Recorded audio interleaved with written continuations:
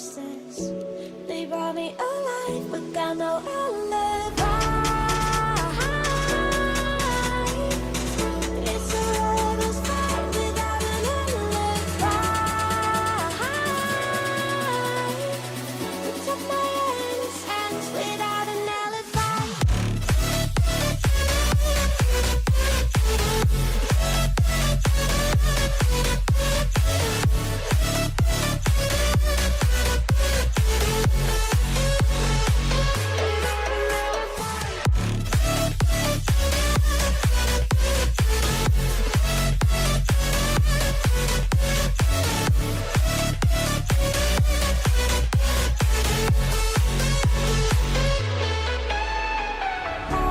Smoking gun, you got me on the run. We know that will come. We're out up till dawn, but how can I hide it without an alibi?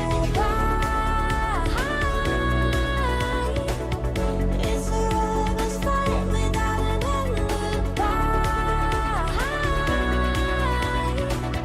Took my innocence. I can't wait no longer. I'm playing with the monsters. Everything that brought me alive. Oh, we're all like monsters, playing with the monsters. They brought me alive, but got no alibi. It's a lover's fight without an alibi. Took my innocence without an alibi.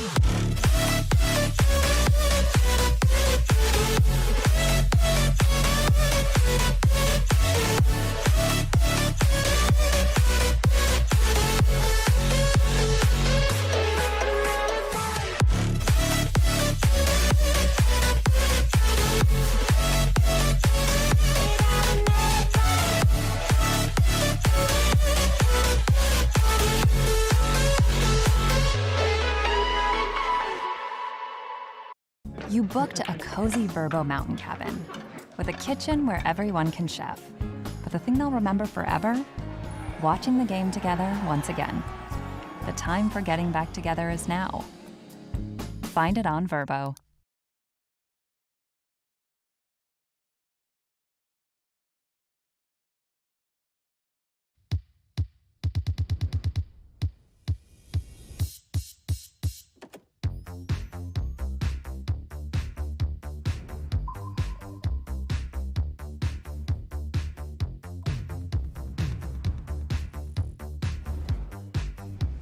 Hey Google, turn up the heat.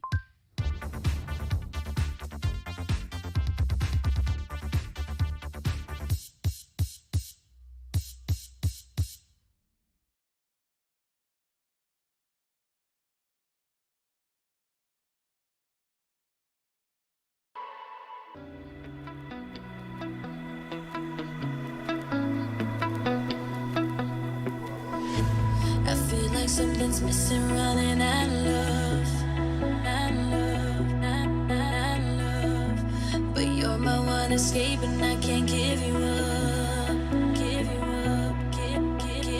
I just wanna hold you. I wish I never told you. I feel us drifting. Don't question what we got. Can we take another shot? I hate this distance. I want you to feel my love more than anything before. I want you to feel my love. Want you to feel my love. I want you to feel my love more than anything before. I want you to feel my love. Want you to feel my love.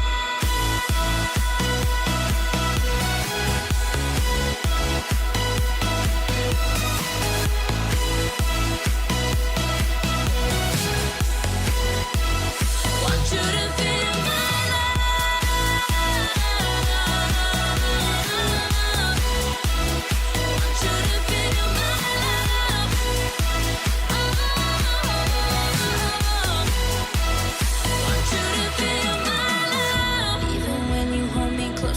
so far away, far away, far away. Used to miss me, now I'm wishing things could be the same. Be the same, be the same. I just wanna hold you, I wish I never told you I feel us drifting. Don't question what we got, can we take another shot? I hate this distance. I want you to feel my love more than anything before. I want you to feel my love. Want you to feel my love. I want you to feel my love more than anything before. I want you to feel my love. Want you to feel my love.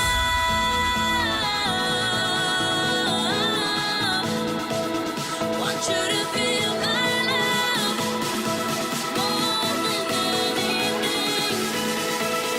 Want you to feel my love.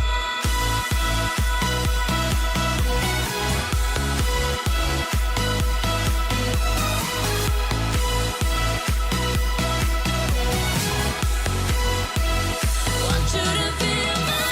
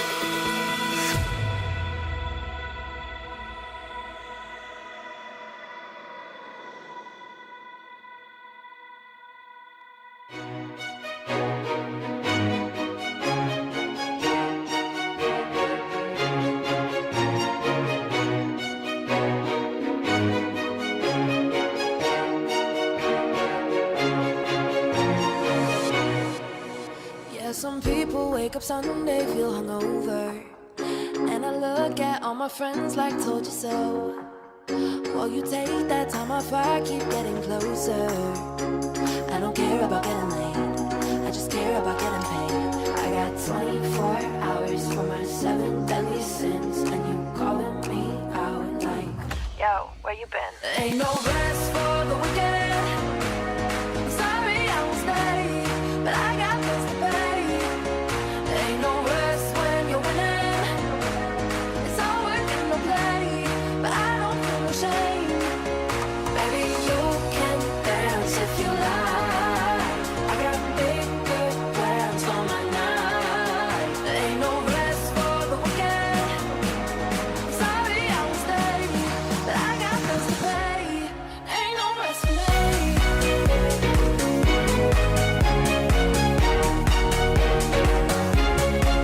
no rest for me.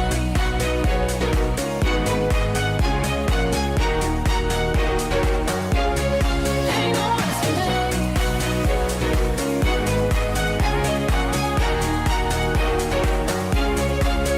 Ain't no rest for the wicked. Sorry I won't stay, but I got bills to pay. Ain't no rest for me. Yeah, some people 9 to 5 and get all righteous, and I try to live that life, but that ain't me. All the money that I'm making, yeah, it's priceless. I don't care about enemies, cause I know where I'm meant to be. I got 24 hours for my 7 deadly sins, and you calling me out like, yo, where you been? Ain't no rest for the wicked. Sorry I won't stay, but I got bills to pay. Ain't no rest when you're winning. It's all work and no play, but I don't feel no shame. Baby, you can dance if you like. I got big good plans for my night. Ain't no rest for the wicked. Sorry I won't stay, but I got bills to pay.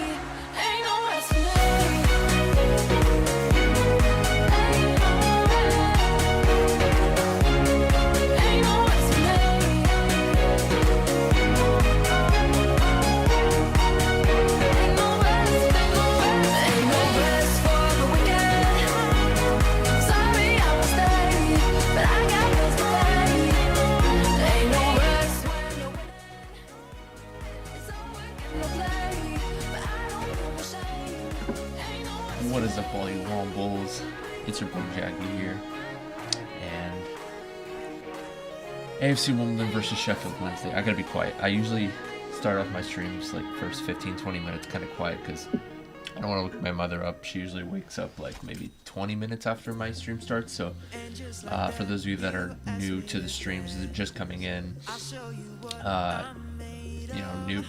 new subscribers or whatnot, that is the reason why I'm a bit quiet at the moment. But anyway, we got a special one today. AFC Wimbledon versus Sheffield Wednesday, probably one of the toughest tasks we will have this season. Sheffield Wednesday, obviously former Premier League giants, now finding themselves in League One, sort of like a Sunderland story, where they were once great, but now they're kind of clawing their way back into relevance in terms of the top of the football pyramid. But they are a good team. They're just, sitting in 10th for whatever reason. I feel like it's because they haven't converted some of their chances they have created. If we look at the lineups actually for today, honestly, do not let their stats deceive you. They are a very good attacking side. The pairing in Gregory and Patterson is actually a very dynamic duo. Both of them very prolific. I shouldn't say prolific goal scorers, but they have the capability to bury any chance that they're given into the back of the net. And Lee Gregory, I think he's a little bit more versatile than Patterson. I think he's very quick off the ball, makes some good off the ball runs, and also on the ball too. He can beat someone 1v1 and create some space for a shot perhaps. Patterson is more so someone that is more of a poacher, and he can score from anywhere really. So do not give either Gregory or Patterson time or space to shoot, because they really are dangerous.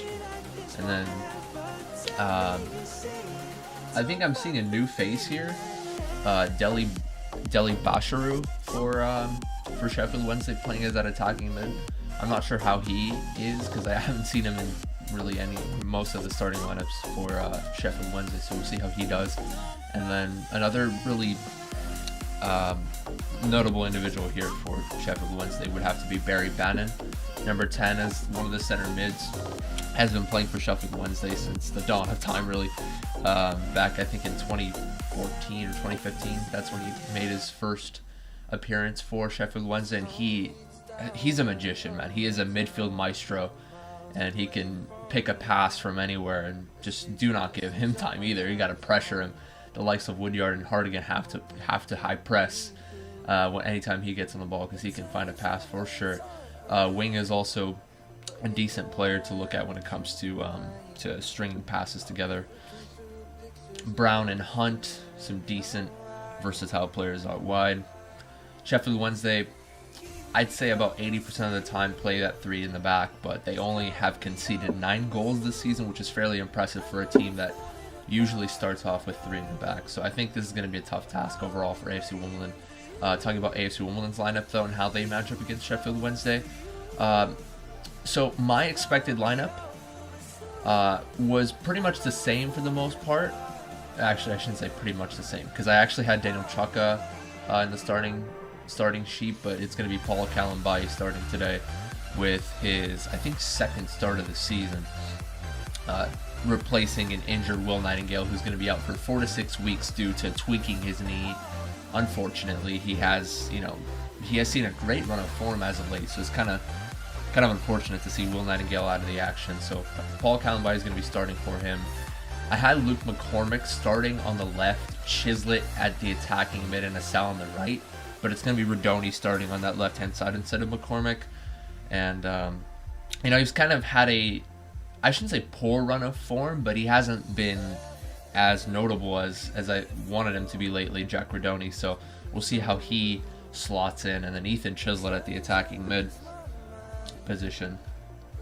Dapo Mabute starting off at striker, coming in for an Aaron Presley who's a bit out of form. Actually, I shouldn't say he has been doing better lately, because he's had the service, but throughout the season he really hasn't had his stride, hasn't found his stride for the better part of this season. So Dapo Mabute starting off at striker for the first time since honestly, since the first game of the season. I know he played at striker. He came on as a substitute against Bolton as a striker, I believe. but he hasn't started as a striker since the first or second game of the season. So we'll see how that turns out. Yeah, no, I'm just going over the lineups real quick. You'll see me. You'll see me. How y'all doing? So I'm gonna pull up the iFollow real quick and get things going. And, my match prediction. I know I've been predicting a lot of 1-1s as of late. For this one, I know it's a tough game. I know it's against Sheffield Wednesday.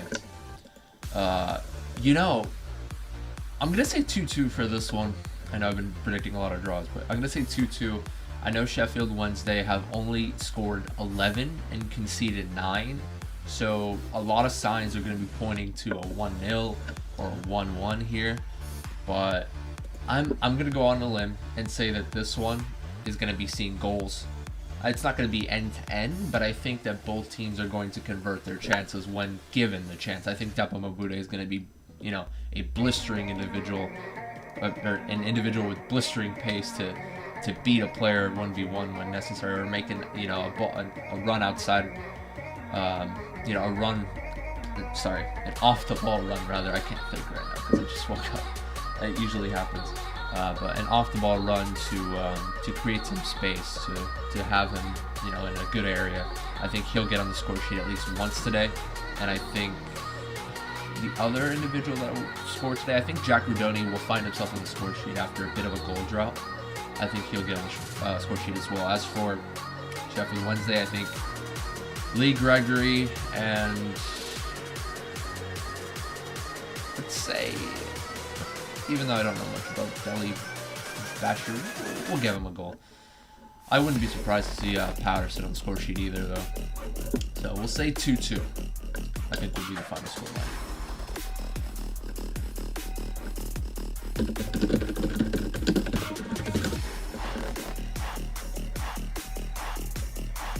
Try to pull up the iPhone. I'm not signed in. Crap.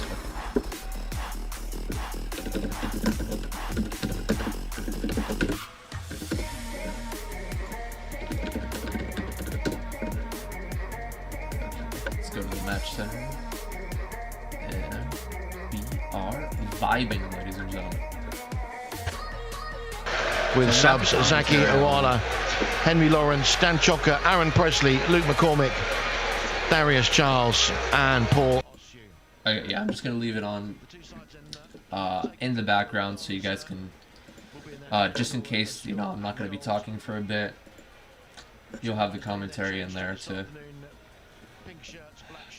help you get a better picture of what's going on in the game if for whatever reason my commentary isn't up to speed, which at times that tends to happen because, you know, when I wake up 6:40 a.m. my time where I live in California, it takes me at least 30 minutes to an hour to get up to speed mentally.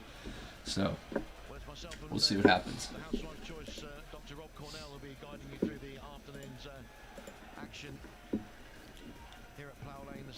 I'm actually really excited for this one because obviously, you know, it's Sheffield Wednesday. It's a very marquee club, very high-profile club with lots of fans. I think arguably I shouldn't say the biggest fan base. That would have to go to Sunderland, but probably the second biggest fan base in League One. So it's going to be a pretty good matchup. And as for my plans to see a game against Sheffield Wednesday, I know for those of you that have watched my other streams, you guys have probably heard, or you guys probably remember that I've talked about going to the AFC Wimbledon game against Sheffield Wednesday. It was at April 2nd, I believe. I don't think that's going to happen. I think I'm going to be going to the UK a week earlier than I thought. So around the 13th or so. Because my plan actually was to go to at least one Premier League game or one Championship game outside of an AFC Wimbledon fixture. But I saw that all of the Premier League games are occurring at the same time as all the League One games. From match day, I think it was like from the 26th onward, like March 26th and then April 2nd. Not a single game outside of that 3 p.m. window on Saturday. Like you see sometimes in the beginning of the season, the Premier League, there will be a game on Sunday. There'll be a game on Monday. None of that towards the end of the season for whatever reason. So I decided to push my date back a week so that I could watch Luton Town versus Preston North End. I do have a friend from Luton area, and he's a Luton Town fan, so I'll watch that game. And then I'll watch Cheltenham versus AFC Wimbledon, as well as AFC Wimbledon versus Cambridge. Those are my updated plans in terms of that. That being said, we have begun.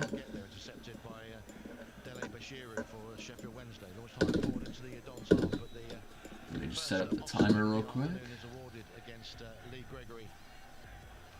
And we are vibing. And it's a very warm welcome this afternoon to our very Mr.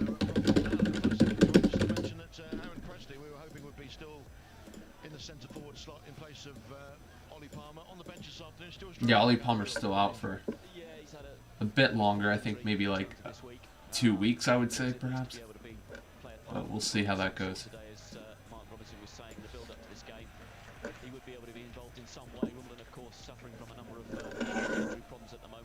Alex Woodyard wins the free kick here on 40 yards out after looked to me like a bit of an innocuous challenge, shoulder to back perhaps.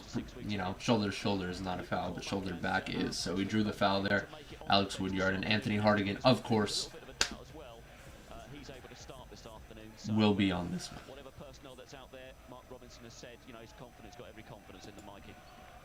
Yeah, I'm just listening to the commentary a little bit. It's good to see Mark Robinson is confident in his players no matter what the lineup will be. That's a really good ball towards the back post. Oh, keeper spills it. A little bit of pressure there put on by AFC Wimbledon on the header. I think that was chiseled on the back post with the pressure. And the keeper, you know, sometimes when the goalkeeper doesn't jump with their knee up, you know, they don't have that protection against a bump, perhaps. The keeper just kind of went up straight up in the air. And you can look at that in the instant replay, actually. Nothing comes of it, unfortunately, but the keeper came up, spilled it after the pressure. It was Radoni, actually, from the pressure with the header there. And unfortunately, that was, you know, Chislett, actually, that was trying to get on the end of that on the volley, but it was cleared away. Yeah, so the goalkeeper, Will Smith, is making his second start of the season here for Sheffield Wednesday, coming in for, I forget his name, it was a hyphenated name.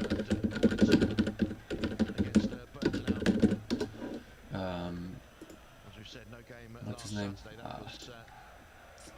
My internet is slow as hell right now. Okay, Peacock Farrell, actually. He was starting, I think, 10 games or 11 games this season before, I don't know if he's injured or what, but Will Smith is going to be coming in for his second consecutive start. Peacock Farrell, from what I've seen in highlights, he's a very good goalkeeper, actually. Very good shot stopper, so they're going to be missing out on that. So we'll see how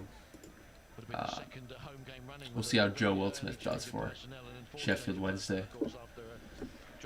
Yeah, right now I'm pretty tired, so don't mind me. I'm gonna be a bit lackluster when it comes to the energy levels. I'm gonna get my energy drink to get me going.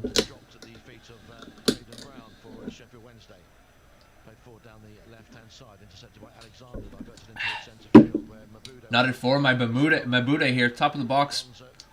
Chislett on the overlap here. Guinness Walker to Sound knocking it. Chislett on the left. Overlap is Guinness Walker, but he takes it to his right. Puts the ball into the box, headed away. Back to Chislett. Back over to Guinness Walker, gets the cross in. Headed away, though. They got to get numbers back, though. Okay. Nicely done by Asal there. Off the ball pressure there. Wins the tackle, and he's going to regain possession. Guinness Walker tries to lump it into the box from about 40 yards out. Easy header away. That's one of the things I really like about Ayoub Asal is that whether he loses the ball or whether somebody else loses the ball around him, he's always going to pressure on the defensive end, and he did so there to regain possession for Wimbledon. Delighted to say that your husband is down here this afternoon, Nick. It's good to have him here with us as well. Up in fatality, but for you Dons fans out there, Wimbledon great Nick Smith played just down the road here at the old stadium in Plough Lane, helped get us to the first division in the 1980s. Full interview up on our Facebook page. Oh, absolutely. The man of the legend, Mr. Michael Smith, with us this afternoon. Although not in a commentary capacity as he has been on the previous occasions. Meantime, here's Callum Bailly now for the Dons, midway inside his Sheffield Wednesday had to clear their lines up after some off-the-ball pressure there from Wimbledon. They were knocking around a little bit, but then all of a sudden, I think that was Hunt that just had to boot it forward. And now AFC Wimbledon are in possession here after they win the initial first two headers that were bouncing around. Now it gets Nessa Guinness-Walker on the left-hand side here. The Dons just knocking it around their back line here, just looking to find some space. Woodyard. Asal on the right drops deep in order to receive it. Not able to find anybody though. Gets it all the way back to Callum Bailly. Callum Bailly knocks it forward to Rodoni on the hold up here. Tries to win the header, but Sheffield Wednesday come away with it after his header won.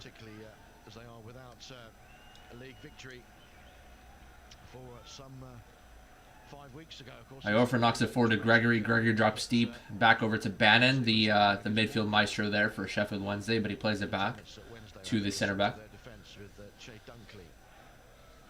Dunkley, yeah, is going to be making a start here for Sheffield Wednesday. I think he was the one that just knocked it forward just now, and Nick Zanev actually is going to come all the way out to shield it out for a throw-in, close to the corner flag here. You don't see that very often. The keeper coming out and then shielding the play.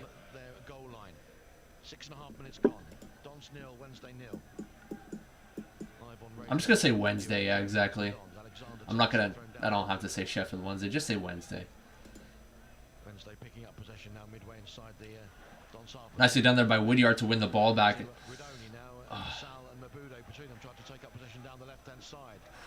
Asal gets it over to Guinness-Walker. Barry Bannan just came sprinting in to prevent Guinness-Walker from taking a heavy touch down the wing there, as Asal tried to take it himself a couple of times, and his marks, or whoever was defending him, got a touch the ball. Asal, it bounced off Asal, and then Asal tried to take it forward, bounced off Asal once again, and the ball bounced favorably for Guinness-Walker, who was on that wide area to try to be dangerous. But it's a good ball. Ooh. Ball is played high and forward by Hennigan. He likes to play the long ball, probably a good 70% of the time when he does receive it. And he tried to play Mabude over the top on that left-hand side, but the ball is just curving outward just a bit too much there. And it's going to be out for a throw in here for Sheffield Wednesday.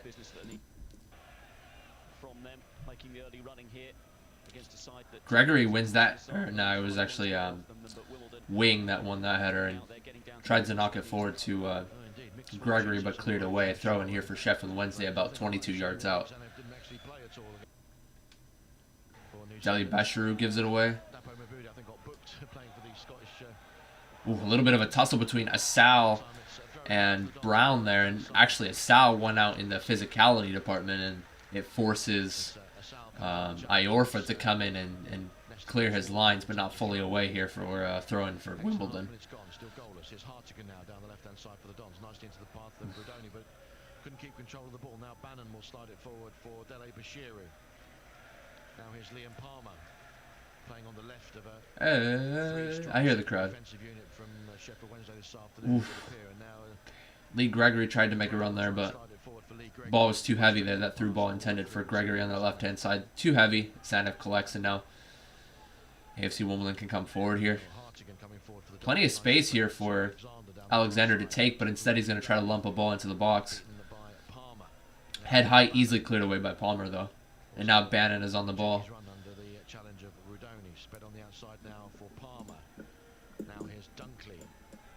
Yeah, of course. I mean, I do this every fixture for AFC Wimbledon, these live streams, because quite frankly, it's a combination of A, I like to do them, and B, I like to provide the commentary for you guys that don't have iFollow. So, of course, yeah, I'm glad you guys enjoy it. Ethan Chisholm on the pressure here. It's a good ball towards that left-hand side. It's going to be Brown driving it. Kalambai tried to get a clearance. It bounced off his boot and bounced off Zanev's chest.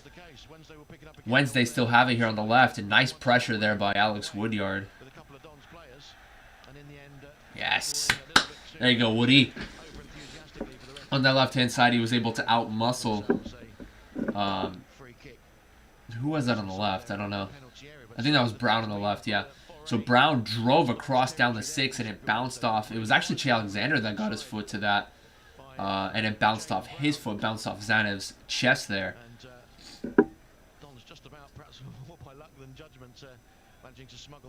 And then Alex Woodyard just being a physically imposing center defensive mid, they're able to shrug off Brown, who was trying to get a cross off, and then he draws the foul, Alex Woodyard. And Alex Woodyard commits the foul after Sheffield Wednesday wins the first header there. Over on their left-hand side, pretty much 5 or so yards inside their own half. Barry Bannan standing over on their left-hand side, pretty much 5 or so yards. Yeah, we got to watch that ball over the top. That, you know, that 10, 15-yard ball over the top to the likes of Gregory and Patterson. Speaking of the Devil, Patterson tried to make a run off of that free kick from about the midfield, but he was deemed to have been offside. Yeah, we got to watch those balls over the top, those medium to short distance passes, because Gregory, like I said in the beginning of the stream, Gregory, he is the type of person that finds some space for himself. Decent pace, decent acceleration on and off the ball, and also a very, very prolific goal scorer in general. Even though he only has 3 goals this season, don't let the stats deceive you. Lee Gregory is a quality striker, as well as Patterson. Not as versatile as someone like Lee Gregory, but when given the space and time and space, he will bury it. So, Don's knocking forward. Ayuba Sal tries to get his foot around it, but put Lee Palmer under plenty of pressure there. Was it Lee Palmer? Liam Palmer, excuse me.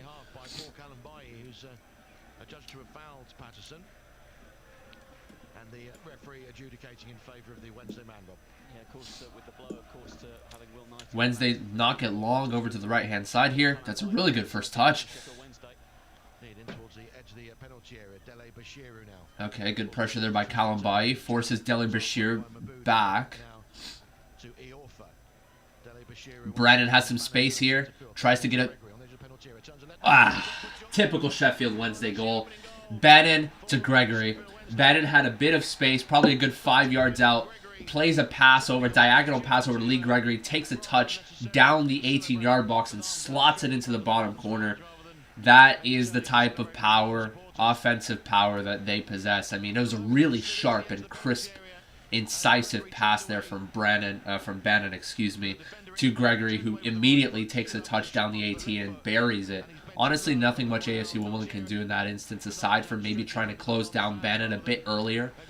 I mean, Bannan had, 8-10 yards of space right away down that, just above the midfield circle. And I think if you're Woodyard there, just try to press him immediately. And Woodyard was trying to hold off and wait for Bannan to maybe try to dribble him instead. And he finds a really nice, incisive pass over to Lee Gregory. I mean, that's Sheffield Wednesday. Sheffield Wednesday 101 right there. I mean, that's just a really solid goal for them. I don't have the timer set up. I think I accidentally closed it. That was around the 12th minute or so. So, Wednesday up 1-0. I'm not too disappointed because, I mean, that was a typical Sheffield Wednesday goal right there. Very good quality goal there from Sheffield Wednesday. Or I should just say Wednesday, to be honest. And now they're on the break once again here.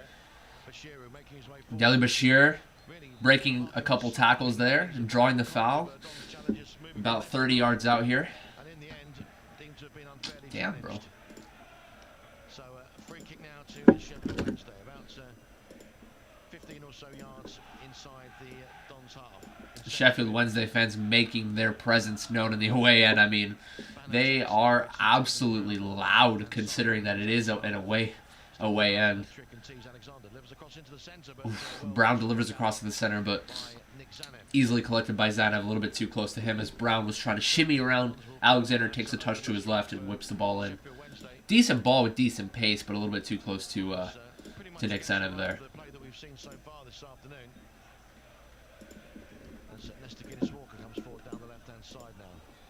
Takes over on halfway, turns and plays it back to Hennigan. Hennigan tries to lump it forward once again, but pass was too heavy there, intended for Che Alexander, actually, who came all the way up on the attack to try to see an offensive run out, but didn't come off. I don't really follow Dexterity box for the Owls, but nice to see another YouTuber doing this in a normal way. Many watch-along hosts are just foul-mouth yabos. Honestly, I think that's kind of just a testament to the fact that I grew up in kind of a different culture. Obviously, I'm an American. Brits are fairly sarcastic, and they're very brash when it comes to their personality. I think I'm a little bit more mellow, if you will. I'm from California. You know, California... people from California are known to be a bit cold towards others in terms of, you know, they're very superficial. They only really care about themselves. But for the most part, Californians are very laid back, especially those from the beach area. I'm from Huntington Beach myself. So a bit more laid back, a little bit less brash and sarcastic. But yeah, I mean, I'm glad you're enjoying the content thus far.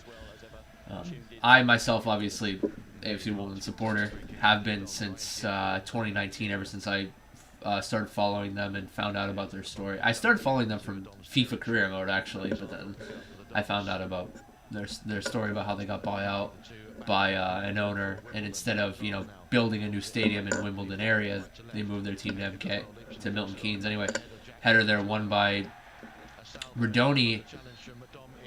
I gotta rewind there a little bit because it was a long ball. Actually, it was. Oof.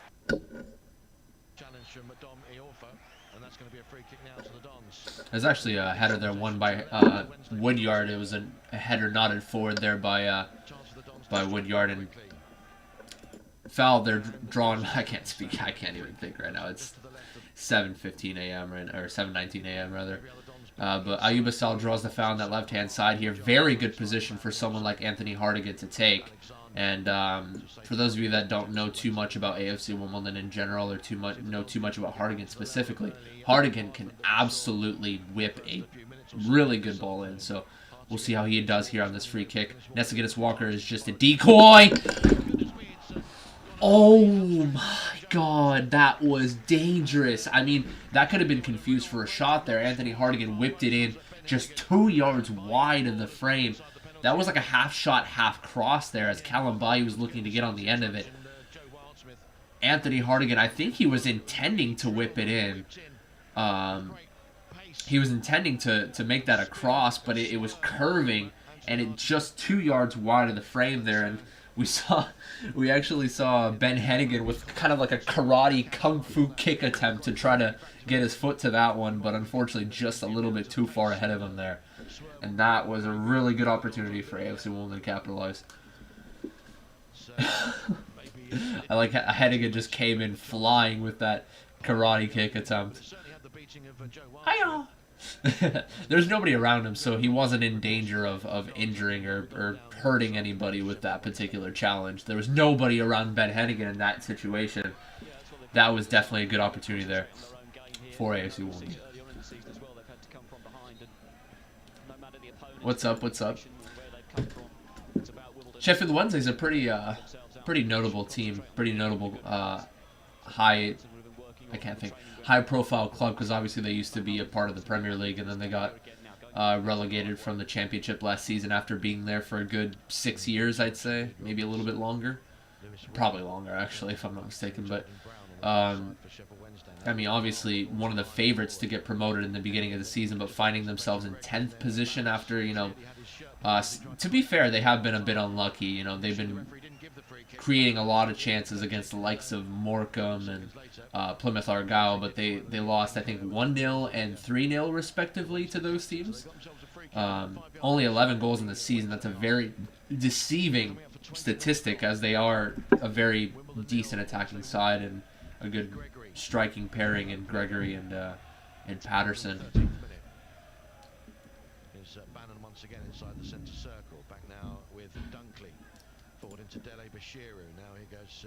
Wednesday knocking around here. Some pressure being put there by. Yeah, Mabude and Rudoni there, doubling up on Brown, but Brown forces it all the way back to the keeper. It'll break for Gregory though, the goal scorer for Wednesday. Turn back to halfway. Iorfa steers it forward. Iorfa tries to force it through all the way over to Patterson, but easily picked up here by Kalambayi, and now Wimbledon are going to be knocking it around a little bit. Back now with Nick Zanev, launches it high and forward, back up towards halfway. Palmer tussling away on the far side with Asal, and it's going to break for Sheffield Wednesday in the shape of Jaden Brown. Nicely done there by Asal. Once again, off the ball pressure, wins the tackle, and is going to be... okay. Giddis Walker now connecting back over to Asal, holding the ball up here. Barry Bannan is actually going to be assisting on the defensive side here. And Ayub Asal, nicely done there to shield it out for a corner kick. I mean, Ayub Asal...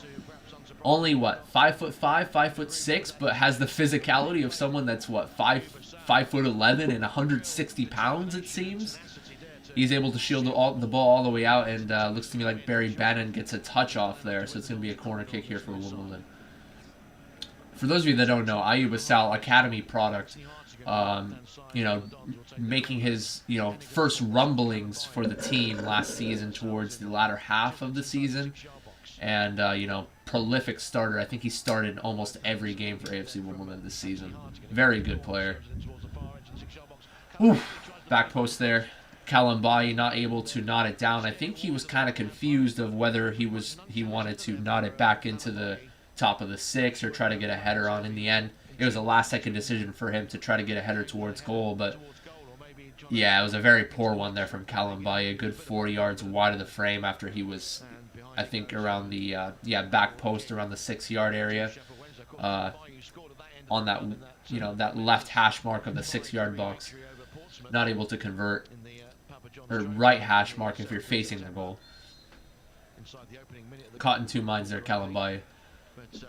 Not quite able to trouble the scorers on that particular occasion.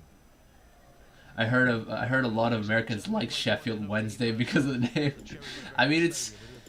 Let's just say that football team names in the UK are very, I shouldn't say boring, but they're just very traditional. I mean, over here in the US, you've got the Denver Broncos, you've got the Baltimore Ravens for football American football teams, and then for hockey teams you have like Detroit Red Wings, you have the Los Angeles Kings. Oh my God. I was talking about how Patterson, is, a very good individual if given space. This time it was a cross, and it bounced up. Top of the 18, bounced up. He was still able to get a good connection on that. But it was Nick Zanev on the parry there. Actually, no, he collected it. My bad. I was rewinding to see what exactly happened. But Patterson with a half volley after it bounced up in front of him from about 18 yards out. Decent connection on it, but Zanev was able to collect. He actually has... kind of a sort of a similar goal, similar shot that ended up as a goal. Actually, I think it was against. It was a 2-1 fixture. I forget who they played against. Yeah, it was against Wigan Athletic, where he got a half volley just inside the 18-yard box, top corner. That was Patterson on the end of that one. It's a very similar circumstance just now, but Zanev was able to collect. In for Wednesday, steers it forward only as far as Kalambayi now. Wants it high and forward onto the head of Iorfa, who was just backpedaling for a moment.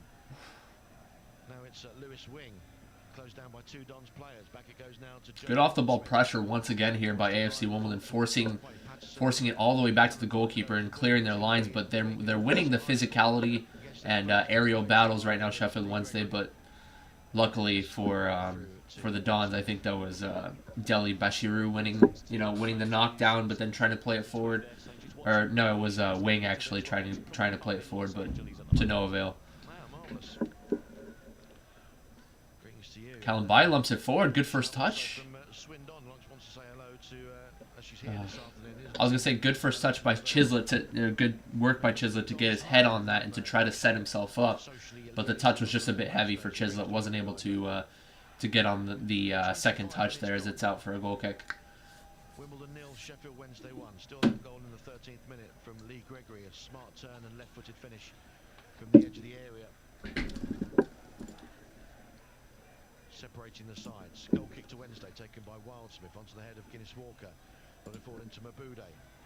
Loses out in a tussle there with Jack Hunt, and it's rewinding a little bit because I actually missed that, but the first header off the goal kick was won by Guinness Walker, and Mabude is going to be dangerous when given the opportunity. He tries to take a touch around his defender and draws the foul around the midfield area. He is one to try to beat you with pace, so we'll see how Mabude does going into the later half of this fixture here. Mabude on the hold-up. Yeah. Mabude on the hold-up there tries to take a touch towards his right-hand side, towards the touch line, but too heavy of a touch, as that is one of his...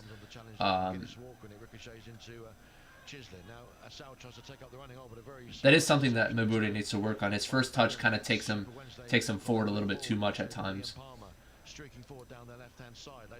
Wednesday now on the attack here with Brown on the left, defended by Woodyard, and a wayward pass there, easily cut out by Kalambai.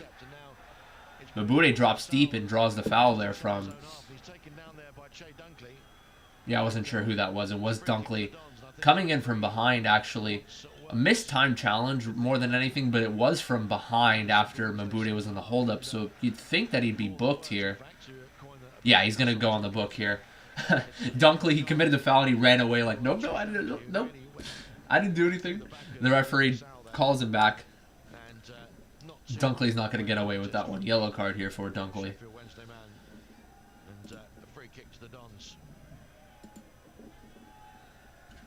With 27 minutes on the clock. Anthony Hartigan spots this one up for the Dons. Kind of disappointed because I really wanted to go to the AFC Wimbledon versus Sheffield Wednesday reverse fixture in the 2nd of April. I mean, Hillsborough Stadium is absolutely historic for mostly good reasons and for one very infamous reason. Obviously, the Hillsborough Stadium disaster, but I'm gonna be going a week earlier. Or 2 weeks earlier than that game actually. So I'm gonna go to the games away at Cheltenham and home against Cambridge United. So I don't have the tickets booked yet, but that's my updated plans as for which games I'm going to go to for AFC Wimbledon. One game away, one game at home at Plough Lane. It's going to be absolutely fascinating. My first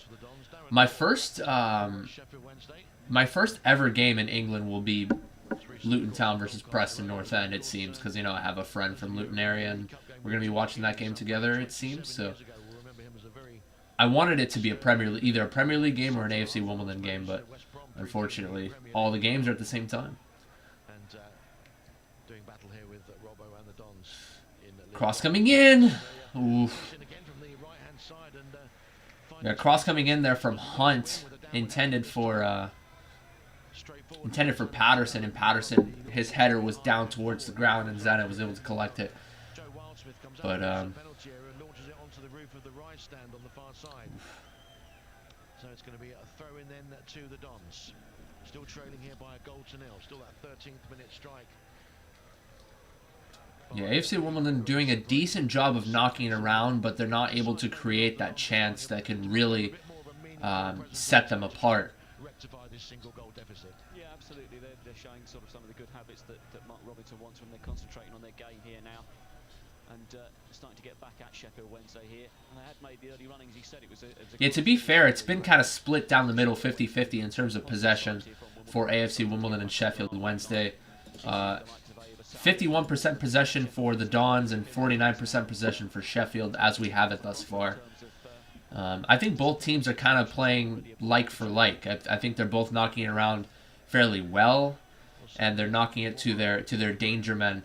Asal winning a couple of tackles on the defensive end, but they are knocking it to the likes of Mabude and to Asal out wide and trying to have those overlapping runs and playing it down the middle if it doesn't work. But of course, Sheffield Wednesday creating the better chances thus far with a couple of opportunities from Patterson not converted, and of course Gregory converting his chance. Free kick here for Wimbledon though from about 38, 39 yards out. This time Hartigan is the decoy with Guinness Walker whipping it in. Far post, nodded back in. Easy collection there from Wildsmith. Wildsmith, excuse me. Oh, good pressure there from Mabude. Yeah, Hunt took a little bit too much time on the ball there, but ooh, that clearance wasn't a good one from Wednesday, and now Mabude is going to see himself on the left, draws it back to the center here to Hartigan, now square to Woodyard, square to Alexander, back square to Hartigan, and square to Mabude, or excuse me, Guinness Walker. Cross was blocked. AFC Wimbledon like those square balls. I think there was 4 square passes in a row, but it amounts to nothing here. AFC Wimbledon with a throw-in to be taken by Guinness Walker.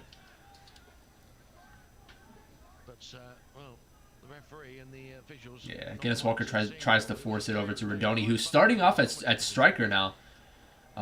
He's going to be switching with Mabude. Mabude is going to be playing as that wide attacking mid. Good tackle. Alexander retrieving the ball for the Dons inside his own half. Chislett will clip it forward. Asal's after it. Let's go Chislett. Asal saves it. He's going to be taking on his man 1v1. Takes it back to his left foot there. That was really good work by Chislett on the sliding challenge, then playing Asal forward. Rodoni on the hold up here, top of the box, not able to find anybody. Instead plays it back to Woodyard, plays it back out wide to Alexander. Alexander whips the ball in. Guinness Walker on the ball now. AFC Wimbledon peppering Sheffield Wednesday's goal here, at least in terms of crosses. Ooh. Jack Rodoni with the header there, just narrowly wide. Wins the header over Liam Palmer there. Great cross there by Nesta Guinness Walker with his left foot. Outswinging cross, top of the 6. On a plate. I shouldn't say on a plate because, you know, Jack Rodoni was tussling with Palmer to try to win the header. So it was a contested header. But a good header nonetheless from Jack Rodoni, just wide of the frame. That's what we like to see from Wimbledon. You know, they're knocking it around very well. They're pressing off the ball defensively with the likes of Asal, and in that instance, a couple minutes ago, Ethan Chislett. And then after winning the ball, he played it ball over the top out wide to Asal, who unfortunately wasn't able to beat his man 1v1, had to play it back to Woodyard, and then they ended up knocking it around a little bit more. But this is the AFC Wimbledon that you like to see, honestly. You're going to Cheltenham versus Sheffield Wednesday, but I'm in the Cheltenham stand because I'm local to Cheltenham. Okay. How is have you been to a Cheltenham game before? Because like I said, I do plan on going to the game away at Cheltenham for being an AFC Wimbledon supporter. I know Cheltenham is one of the smaller clubs in the league, and they probably cap off at about maybe 8,000 to 10,000 fans in terms of their attendance for their stadium. Maybe not 8,000. I'd say about 10 to 11, 12,000. They aren't as small as someone like Accrington Stanley or perhaps Morecambe, but fairly small club anyway. Rodoni wins the first header there, but they knock it back to the goalkeeper. There between them, who managed to see that one safely back to the keeper, Joe Wildsmith. Now he launched it high and forward. Kalambai dominant in the air above Gregory. Kalambai convincingly winning that header from Wildsmith, excuse me, but back all the way to Wildsmith. Gregory on the hold up here has plenty of time. Gets it over to Patterson. Patterson to the left to Brown, defended by Alexander. Yeah, they're just knocking around here, and Patterson came in really deep to receive a pass. Sheffield Wednesday, but they were deemed to be offside. Actually, that was Wing dropping in deep and trying to play Gregory on the overlap, but Gregory was deemed to be offside. With 11 minutes to go, and the Dons still trailing in this first half by a goal to nil. Yeah, a little bit of frustration for them. Maybe they finally break out of their own. You don't think their fans are very loud?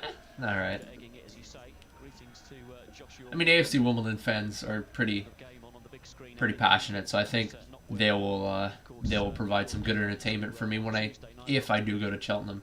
And of course, you lot are very passionate yourselves. So I think you guys could potentially outsing Cheltenham that game. So we'll see. Launch tying forward here. Ooh, Mabude there pressuring. Mabude turns nicely there. Going to try to take it back to his left foot, but defended by Iorfa, I believe that was. Taking the ball off him and now moving forward down the right-hand side. Gregory slides it down the inside right channel, looking for Patterson, but well played. Nick Zanev comes. It was a good ball played, good through ball played by Gregory. Pretty incisive, but it was a little bit too far ahead of the intended target, Patterson, and Zanev comes out. Sweeper keeper is able to clear it out. Neuer-esque sweeper keeper moment there from Nick Zanev. Well, on the east of England for Tuesday night to play Lincoln City. Well, is that going to be the first instance of someone watching us play an away game at a particular place with the same name but a different location in the world, I wonder? Well, Joshua, you'll have to let us know. Tune in, of course, on Tuesday evening again. Stay yellow and blue and proud, Josh Baby. As we've said... yeah, we got Ben Hennigan just kind of doing what he wants to do, just kind of holding it up. Nobody's pressuring him. He plays it long to Redoni. Redoni takes a first touch back towards the midfield and about deflection off of Bannan as he tried to pressure. So AFC Wimbledon trying to knock it around here. Ooh, kind of a wayward pass there from Woodyard, just a little bit ahead of Hardigan, but he still gets his foot to it. Cross came in from Guinness Walker towards the top of the 18. Redoni once again on the hold up there, but he did handball it, stuck his arm out to try to control it as the cross was just a little bit wayward there from Guinness Walker, curving away from Jack Redoni. That was a bit of a scary situation though, actually, as Woodyard, he played a square ball over to Hardigan, but it was a good 4 or 5 yards ahead of him. Hardigan had to stick his leg out to try to recover the play, or to try to maintain the play instead of giving the ball away. You know, Sheffield Wednesday could have been on the break there.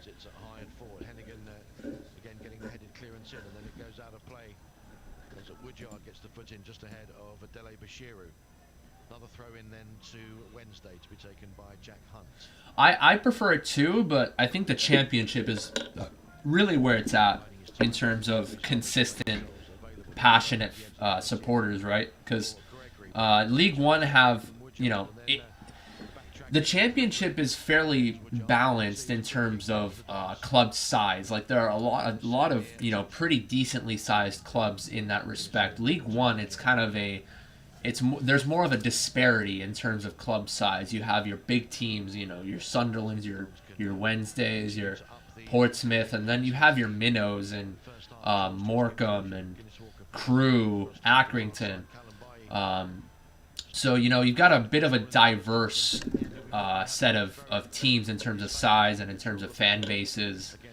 But even the smaller clubs have their fair share of, you know, passionate support, but maybe one or two teams don't really have as passionate of fans in terms of, you know, volume, like your Cheltenhams or perhaps your Accringtons. But Accrington can have a pretty passionate fan base when it comes to like the playoffs, and if Accrington's doing well, but you get the idea. But yeah, the lower leagues, you know, the Championship, League One in general, still have better consensus passion in terms of their fan bases. But anyway, a wayward pass there from Redoni as he tried to get it to the left-hand side, but they recover possession here. Nice first touch from Abude down the left, but yeah, it was a good first touch there by by Mabude, but his second touch was towards goal. I think he should have just taken another touch down the 18-yard box to try to beat his defender, as Brown was able to shrug him off after that second touch and draw the foul there from Mabude. Frustrating first half so far, perhaps you would contend for Dapo Mabude. Likes the ball played into his feet, particularly with defenders at his back, and then tries to spin away from them and move forward into space, but maybe not getting things all his own way in the opening. Yeah, Mabude. It's a very tall back line that Sheffield Wednesday have got there, but the two. Yeah, Mabude hasn't had that opportunity to. I mean, he has had the opportunity to beat his man, but a lot of the times he would be pressured. He would have a lot of pressure on his back from the likes of from Iorfa and Dunkley, so he hasn't had really the opportunity to see some space to take someone on with pace. And the couple of instances in which he's tried to turn. Anyway, I hold that thought, actually. Number 17 here for Sheffield Wednesday is going to be pressured by Hartigan and Woodyard. Him and Hunt play a 1-2. And Woodyard is going to shield the ball out after that return pass from Wing. Number 17 is Deli Bashiru. A little bit of a 1-2 played between them, but Woodyard is able to shield it. Anyway, on that thought, the couple of instances in which Dapo Mabude has tried to turn on the hold-up, he's been defended pretty well. So, you know, the steadfast back three of Iorfa and Dunkley mainly to defend Dapo Mabude, and then Palmer on that left-hand side has seen a bit of pressure, both on the offensive and defensive ends. When he's had the ball, he's had some pressure put on him, but for the most part, he's held strong as well, except for a header that was won by Jack Rodoni over Palmer just wide.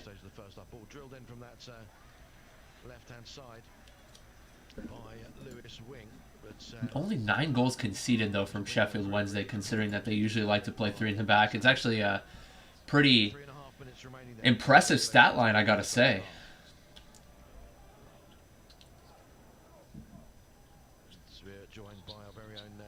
Usually when you think of 3 in the back, you think of your smaller teams, like your Accringtons and your Morecambes. I think Morecambe play 4 in the back, but you get the idea. Usually the smaller teams like to play 3 in the back. Again, some more pressure being put on Sheffield Wednesday. Not enough time for them to break out, and they force it all the way back to the keeper, and they end up winning the first header. So that's a foul, no? Hello?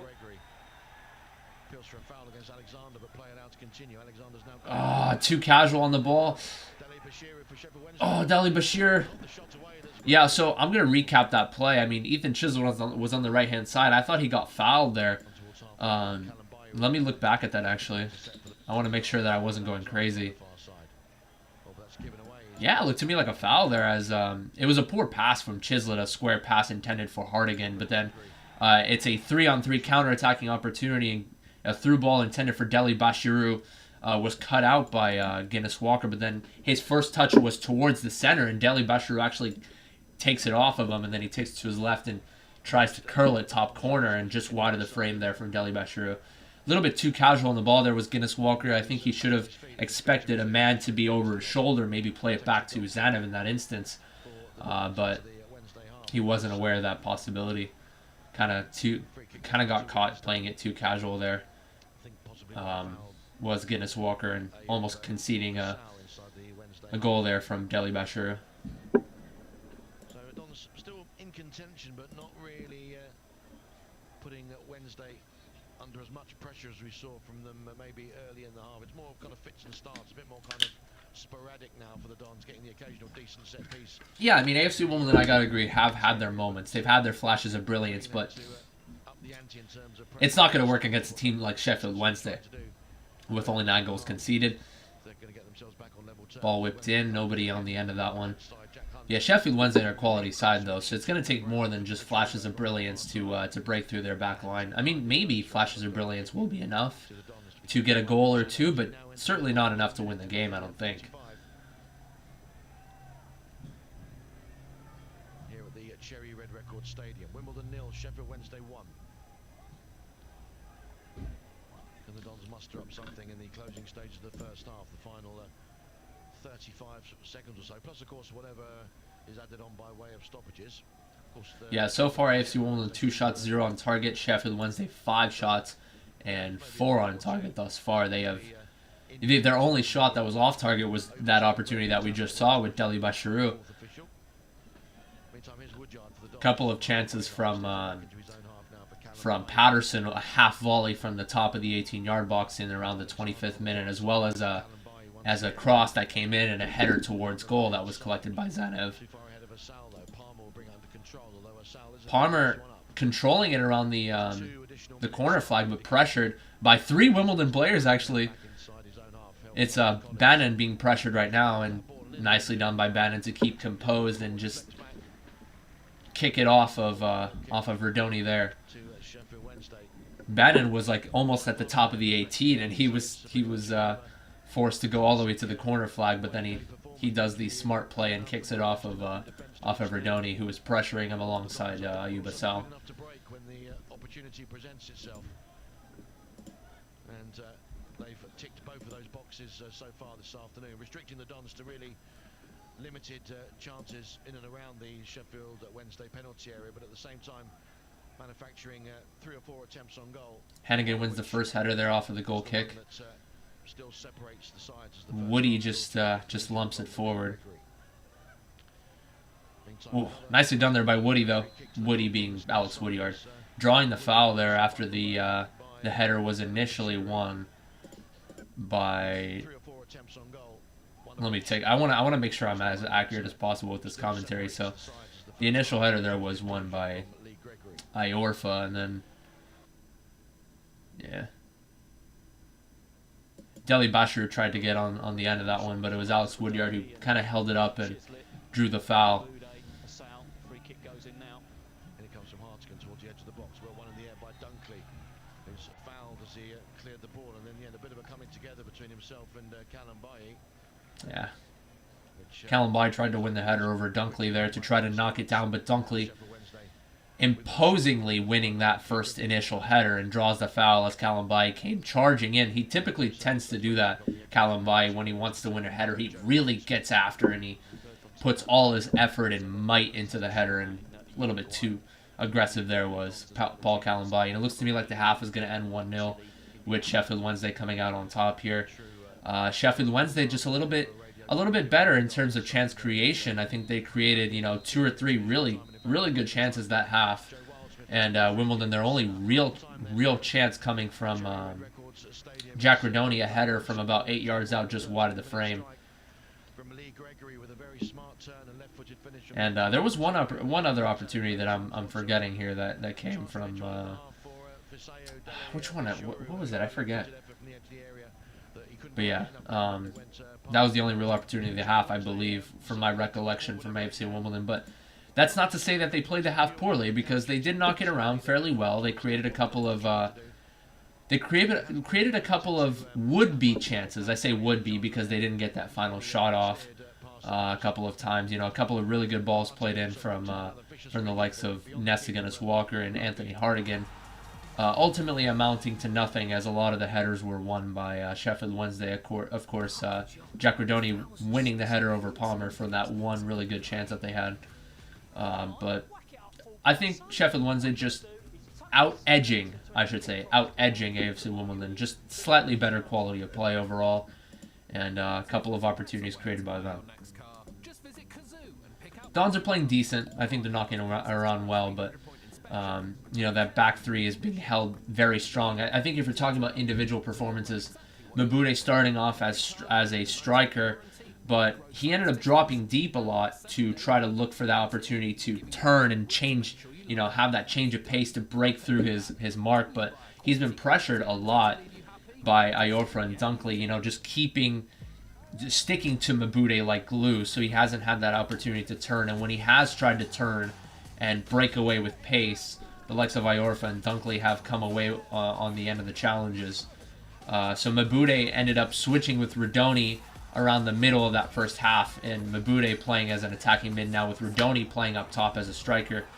And Redoni doing a decent job so far he's been kind of that hold-up striker.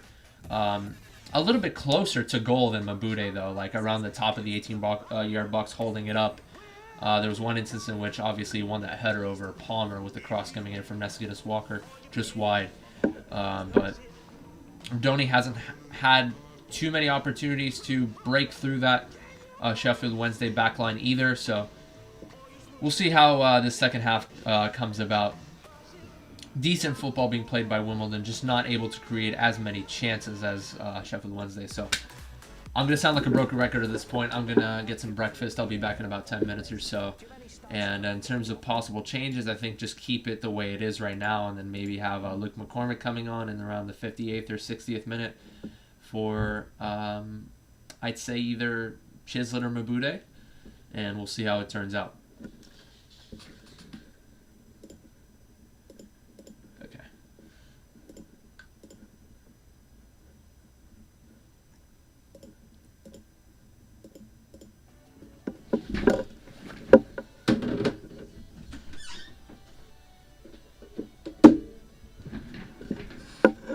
Oh, I forgot to mention too, Ayuba Sal has also been playing pretty well, both on the, mainly on the defensive side, winning a couple of tackles back after tracking back.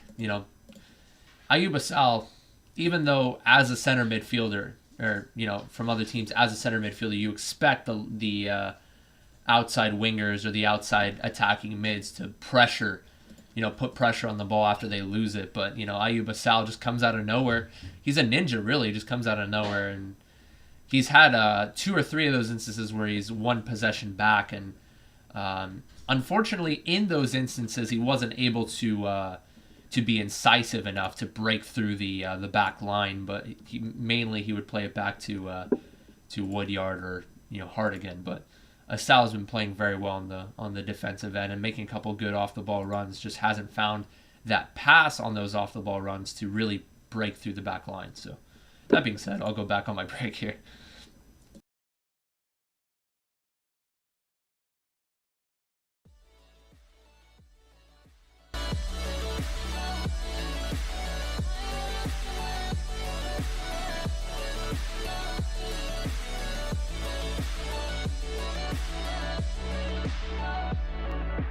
Wait another day to clear my thoughts, so jump into a love that won't be forgotten forever, forever. Let's run.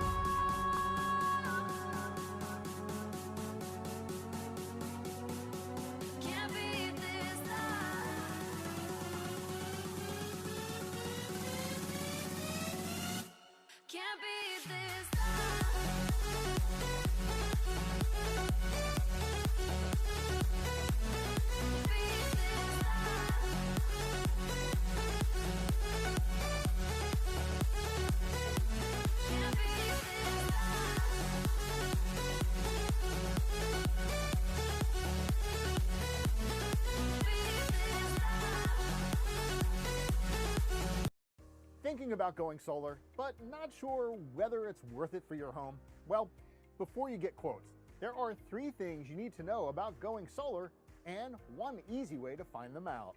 Number 1, you need to know how much solar you'll need to eliminate your electricity bill completely. 2, you need to know how much solar you can actually fit on your roof. And 3, you need to know what the ideal solar system will cost after federal, state, and utility incentives. In the past, to find out all this information, you had to get a solar installer in your area to examine your roof in person, but not anymore. Our unique solar calculator at solarestimate.org uses machine learning to scan your roof to tell you whether solar is worth it for your home.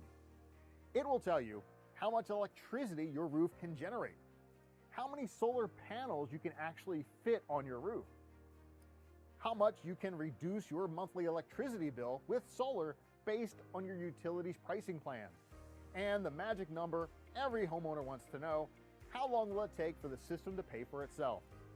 No other solar calculator does all this. Now, if the payback on solar is better than other low-risk options like paying off your mortgage, then solar makes a lot of sense. The typical payback time for solar is under 10 years, making it a no-brainer given the historically low interest rates we have at the moment. So to find out if solar is worth it, test your home with America's most accurate solar calculator by clicking on the link below. Now, you may already know that solar is worth it and just want to find out how much solar will cost after all the incentives. Well, the reason our estimates are so accurate is because we use the actual cost of installation from thousands of similar solar systems near you to hone our estimates. Using this data, we found the best solar deals being offered from reputable installers we vetted using over 28,000 verified reviews from actual customers. To get access to these deals, simply select how many installers you would like firm quotes from after the calculator finishes analyzing your home. If you're not ready to get quoted just yet, you can still get a detailed solar analysis, including cost estimates for your home to keep for you when you're ready. Stop paying full price for electricity and start taking advantage of the generous incentives available for solar by clicking on this video or the link below and getting a free, no obligation solar analysis for your home.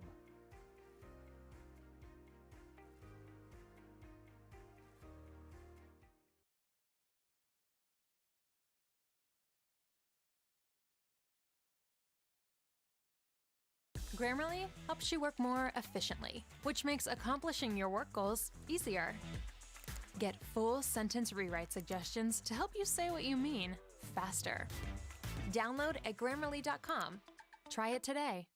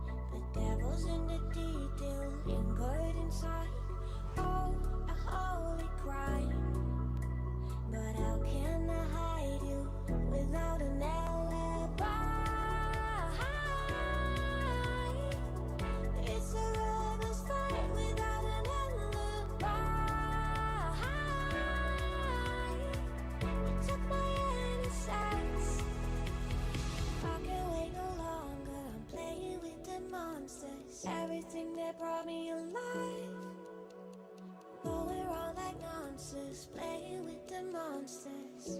They brought me alive, but got no alibi. It's a lover's fight without an alibi. It took my innocence without an alibi.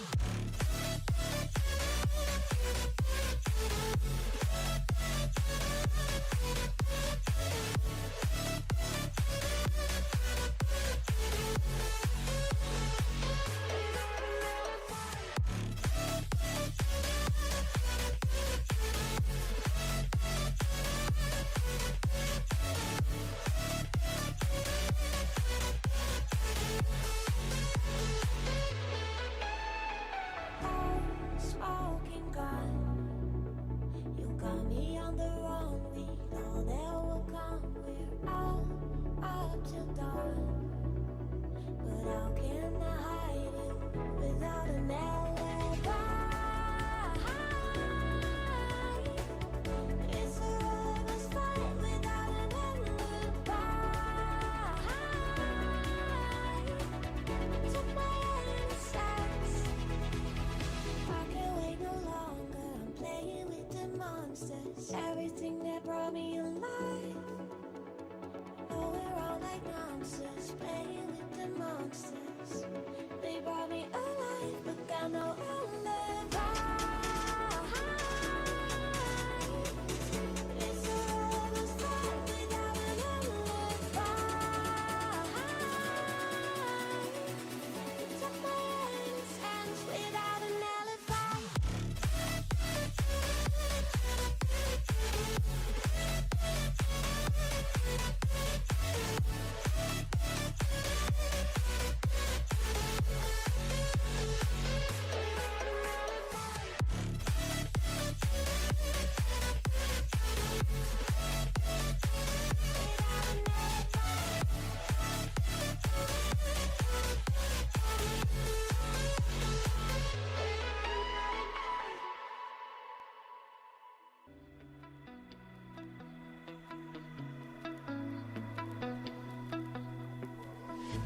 I feel like something's missing, running out of love, but you're my one escape, and I can't give you up, give you up, give you up. I just wanna hold you. I wish I never told you. I feel us drifting. Don't question what we got. Can we take another shot? I hate this distance. I want you to feel my love more than anything before. I want you to feel my love. Want you to feel my love. I want you to feel my love more than anything before. I want you to feel my love. Want you to feel my love.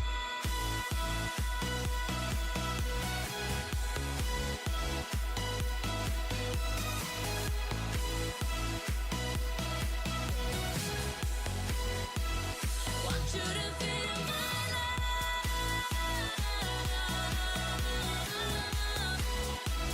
Want you to feel my love.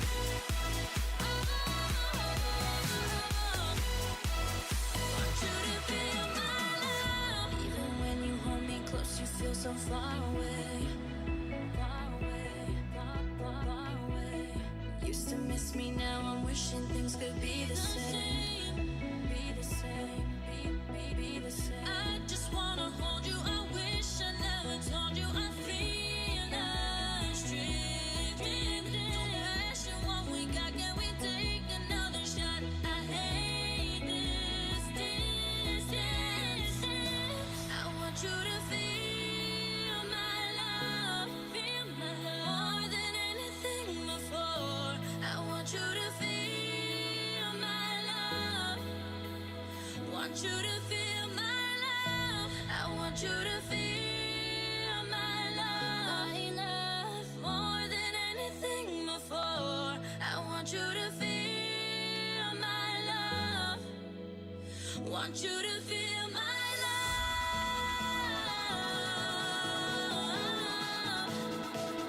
Want you to feel my love more than anything before. I want you to feel. Whoopsie daisy. All I really said was, hey, I'm back. I thought the half would have started already. It took a little bit too long to prepare my breakfast, so I was muted. Didn't realize. But anyway. Let me just test my audio real quick.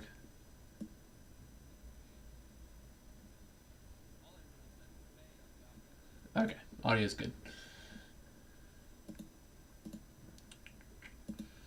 Alright, so let's take a look at some results around the league, actually. Now that we're at it.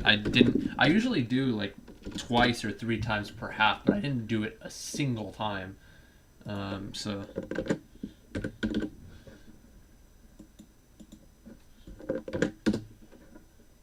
oh, come on.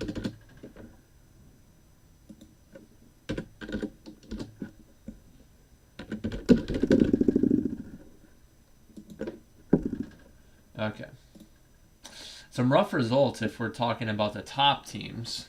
You got Plymouth Argyle leading 2-1 against, at least it's against Oxford United of all teams, but they are winning 2-1 nonetheless. Wickham 2-0 over Doncaster, not a surprise there. Doncaster absolute shite. Wigan is up 1-0 against Bolton. The Franchise 0-0 against Shrewsbury. 1-0 Rotherham over Portsmouth. Yeah, not the best results, at least in terms of AFC Wimbledon advancing up the table. But honestly, I think a win is necessary within the next. I think a win is actually paramount in this fixture. Hopefully, they can get 2 back, but a win is paramount in this fixture if they want to stay in mid-table. Because if they don't, they're going to stay towards the the bottom half of the table. Right now, as it stands, they're sitting in 16th on the live standings.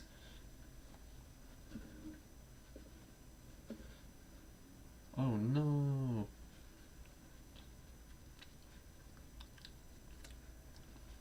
Shit.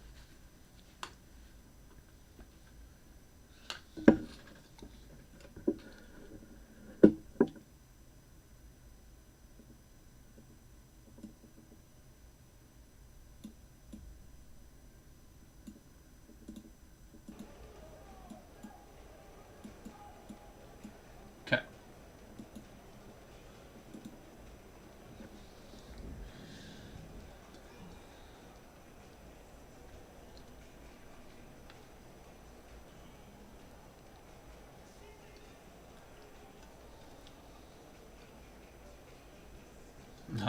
This is going to be a mouthful. Damn it. I should have cut it.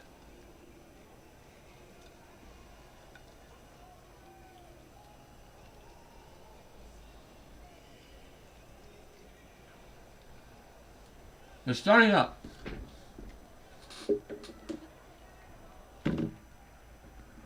Hey, reset the timer.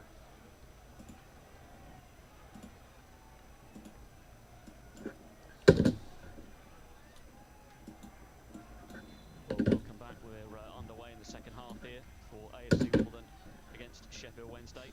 Oh, already Sheffield Wednesday after a chance at the knockdown there won by Lee Gregory, and I think on the wow, they came out to a blistering start to that half. Lee Gregory won the header after the long ball, and Patterson looked to me like he was going to be on the end of that one, but the shot was deflected out for a throw-in. That's just the type of power that Sheffield Wednesday possess. Anyway, off the throw-in, Lee Gregory's going to hold the ball up here for Deli Bashiru, but cleared away, but not fully away there by Guinness Walker. It's going to be a throw-in here for Sheffield. They do. Wednesday, do they have a long throw? It looks to me like no, they don't. Into good positions and seeing what they can do. Sheffield Wednesday with a throw in over on the far side.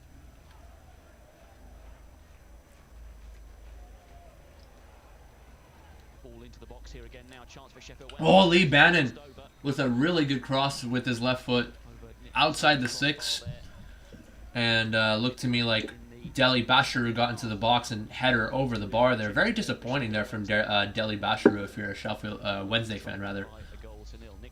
It was like it was a chopping floater from Bannan. When I say chopping, I mean that was the motion that he used to even get the cross off. Kind of chopped it with his foot, and it was a floater just above head height for Deli Bashiru, but heads it over the bar to the fortune of AFC Wimbledon there. Issuing some instructions.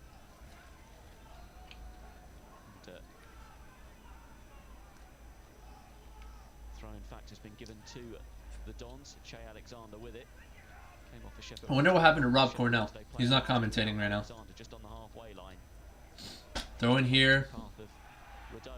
Oof. Flag up. Down here on the near side here now. Chance for Wimbledon to perhaps do something. Good work there by Ayuba Sal to draw the foul from Brown there, as off the throw, and he was holding the ball up again. I've said this many times before, but I will say it again. Ayoub Assal, his level of physicality is, compared to his size, second to none. I mean, it's very deceiving. He's 5'5", 5'6", and he seems to shrug off almost anybody that comes his way. Maybe not every time, but he'll at least attempt to do it with anybody, no matter how physically imposing they may be, and he drew the foul there. So Anthony Hartigan here to take the free kick. Or maybe Guinness Walker? No, he's going to be the decoy here. Good ball, Kalambai. Header straight up and over. Straight up in the air, and easy collection there from Wildsmith. To make that one his. But certainly no doubting the aerial power of Paul Kalambai.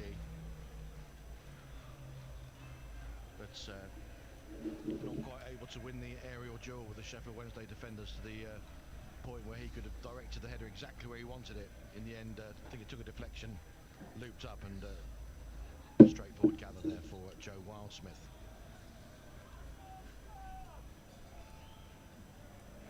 So coming up for 3.5 minutes gone then in this second half. Alexander wins a header with nobody around him, but then it was picked up there by Deli Bashiru, and they forced it all the way. Once again, I mean, AFC Wimbledon, obviously, I know they're down 1-0, so I don't want to be too impartial, but their off-the-ball pressure is rather annoying to deal with, and looks to me like Wildsmith gets a poor clearance, but it falls nicely to Bannan as he gets a left-footed pass over. I mean, Barry Bannan, really good ball. Can play a really good ball over, but Wing was deemed to have been offside after the run was made just a bit early there from Wing.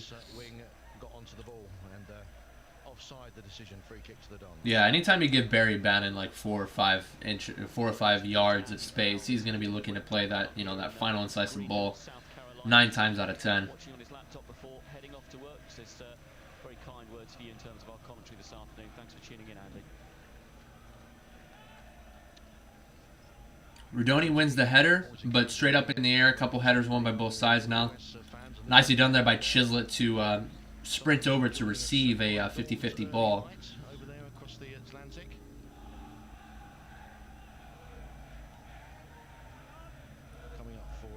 Hartigan now to the right-hand side. Alexander takes a couple touches to his left, tries to play an incisive through ball down the center to Rudoni. Rudoni with that run, but unfortunately the defender cut it out.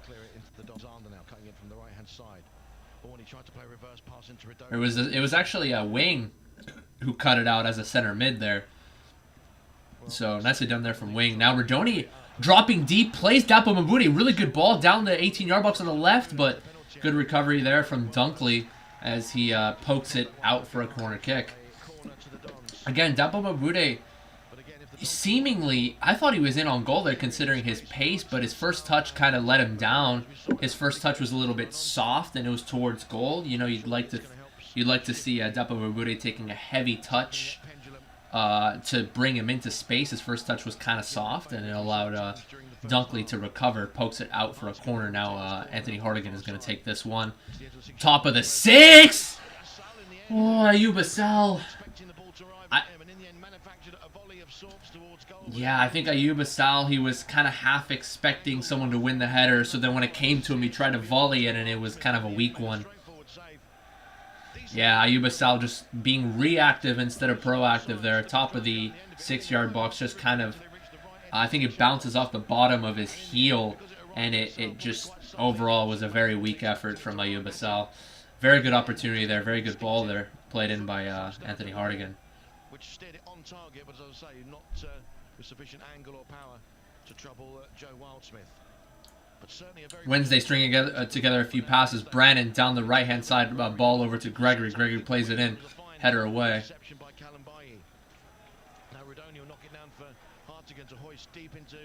Yeah, Hartigan is very far away from that as Rudoni tried to hoof it forward to him. The keeper, some sketchy stuff.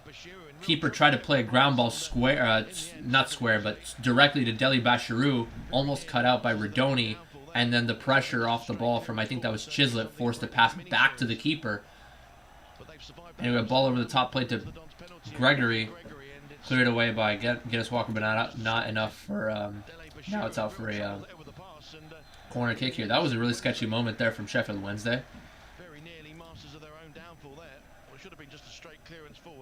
Yeah, it looked to me like it was Patterson dropping deep and then laying it off to the center mid, who played it over the top to Gregory, but Guinness Walker was able to recover, and it's going to be a corner kick for Barry Bannan to take here on that right-hand side with his left foot.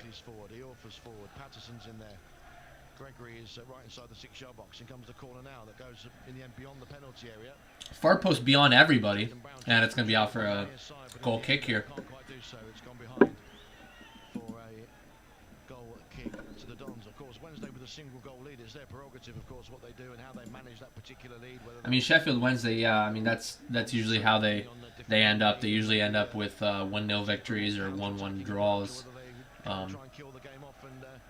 Don't let that deceive you, though, because, again, they're very potent offensively. They just, a lot of the chances that they create, they're just barely not able to put away on some of those instances. McCormick and Presley going to be coming on. I was wondering, I didn't talk about Aaron Presley, but I thought this is a type of game that Aaron Presley could shine in. You know, we're keeping possession a lot, and obviously Presley, I mentioned that we need to give him the service. I mean, we need to play more direct when he's on the field. But at the same time, I don't feel like Rodoni starting at strikers, not to say that he's not doing a good job, because he's actually doing a good job making a couple of runs and at times holding the ball up. But I don't think that's his tried and true role. I think that, you know, having Rodoni play as an outside attacking mid suits him more. And I think Aaron Presley starting at striker, or not starting, but coming in as a striker, while he hasn't had the best season so far, I think could be a good move here. Now Lee Gregory tries to find his way around Ben Hennigan, but Ben Hennigan recovers nicely, clears his lines. Now Foley, though. Ooh. Wing with some space. Instead of taking the shot, he plays it out wide. Ooh. Hunt delivers the ball, but that was more like a shot from outside the 18 on the right-hand side, and straight to Zanev. He was able to collect it pretty comfortably.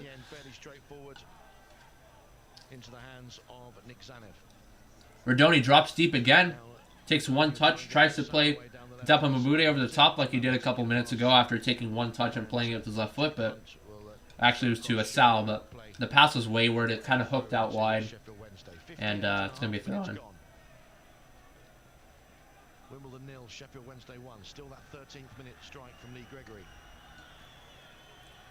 I do think having Rodoni, though, even though he's not a tried and true striker, having him at striker provides a bit of a different dynamic than someone like Presley. Obviously, Presley is not as agile on the ball. He's more of somebody that you want to play direct to, while Rodoni can play a ball over the top, but it's going to be a through ball over the top rather than a ball that he wants to win the header. He can win the header, but he's not known to be a target man. So he provides a different dynamic with the pace in that regard, playing the hold up, and, you know, can turn out if he can't find someone to play it to. Cross coming in down the 6 there for Sheffield Wednesday. Plenty of space there for the outside mid to take. I think that was Wing was the one who tried to go for the header and barely nicked off the side of his head, not getting good enough connection. Deep cross came in from the right-hand side. Wing and Patterson in the area. I think it was a foul. I think, yeah, that's true, but I think the bigger underlying factor for AFC Wimbledon is not necessarily the chance conversion, but more so the chance creation. And I think Piggott kind of had that in his arsenal as well. He was able to create his own chance. Not only was he a pretty decent finisher, but he was able to create his own. Oh, it's a penalty. I didn't even realize that. What? Oh, so that's why Wing didn't get a good connection on that. Deemed to have been fouled. Oh, okay. That changes everything. And now Lee Gregory is going to be stepping up. Oh, man. Ah. Yeah, to Zanev's left, and Zanev goes the wrong way. Zanev dives to his right. And easy slot there from Lee Gregory. I gotta look back at that, because at first I missed that. I was too engulfed in my own commentary to realize what was going on.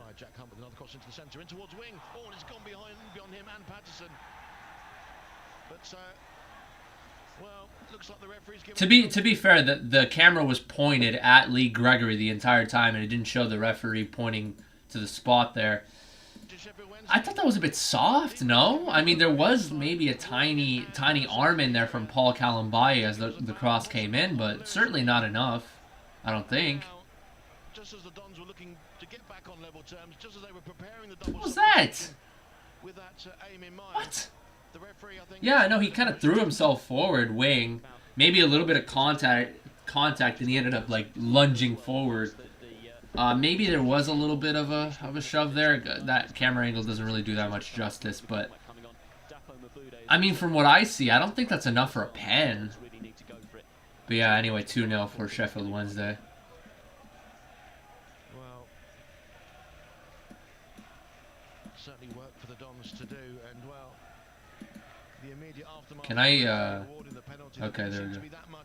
Yeah, that's a shame, really. But, it was Lee Gregory who ended whatever amount of debate there actually was about it by just stepping up and very casually and nonchalantly rolling the ball into the right-hand side of the net as we look at it, with Nick Zanev diving the other way. I mean, I'm not too upset right now.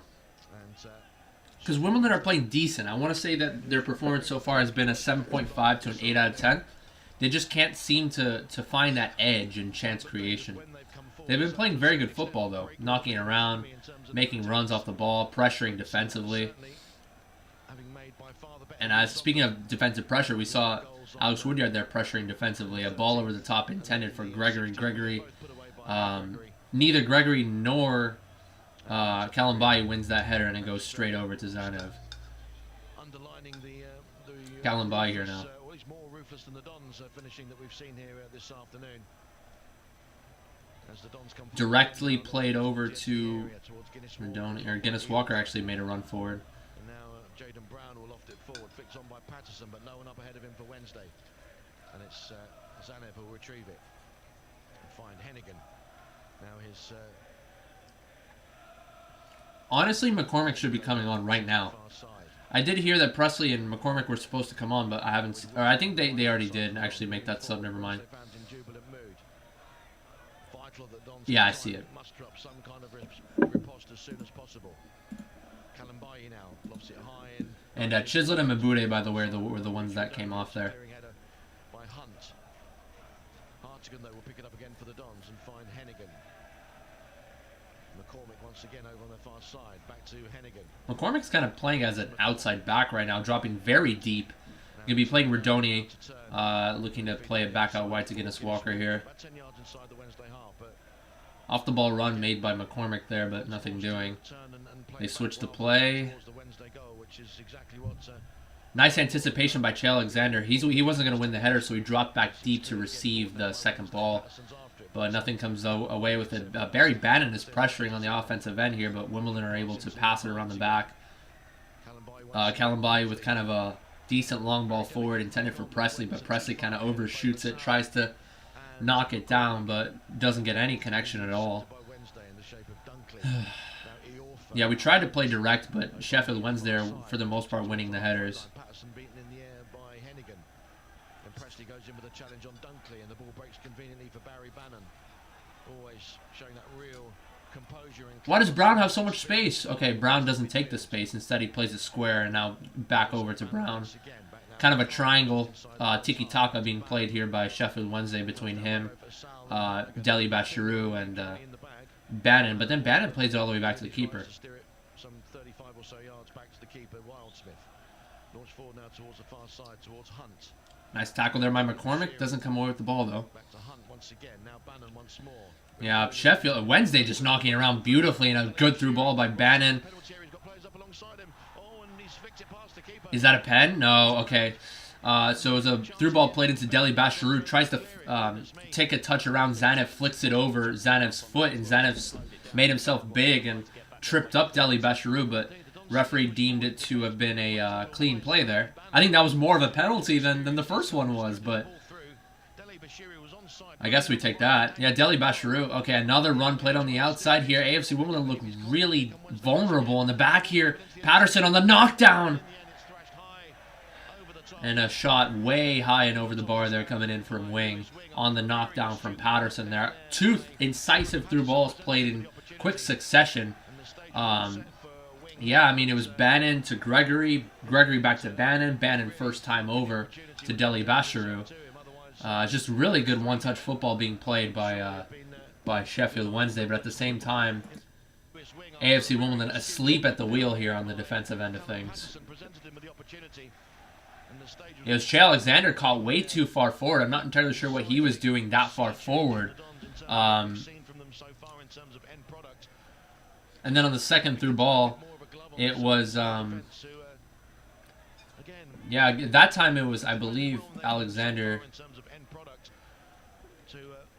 I'm sorry, Nesta Guinness-Walker, excuse me, was the left back, not JaggyDons. But yeah, Nesta Guinness-Walker got caught too far forward on that first through ball. Second through ball also kind of caught too far forward, but that was more so Hennigan's target.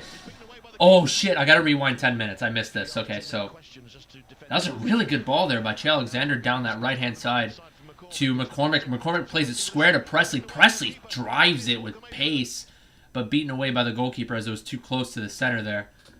And my video is buffering, actually. So Dabo Mabute was actually on the end of the rebound. Let me see exactly what happened there. So the keeper beats it out. No! My iFollow's not working. Okay, so now we have... what the fuck? Okay, Nesta Guinness-Walker scored. My iFollow just completely shit itself, but guess Nesta Guinness-Walker on the rebound. Okay, we take those. It's just typical. The one time that iFollow buffers on me, that's when they score. So AFC Wimbledon with some good chance creation there. Good ball played low and hard by Luke McCormick to Presley. Presley hits it, beaten away by the keeper, but then Guinness-Walker on the first time blasts it roof of the net down the middle. You know, not the most accurate shot in the world because it was down the middle, but it was put with enough power. Keeper couldn't stick his hand up in time.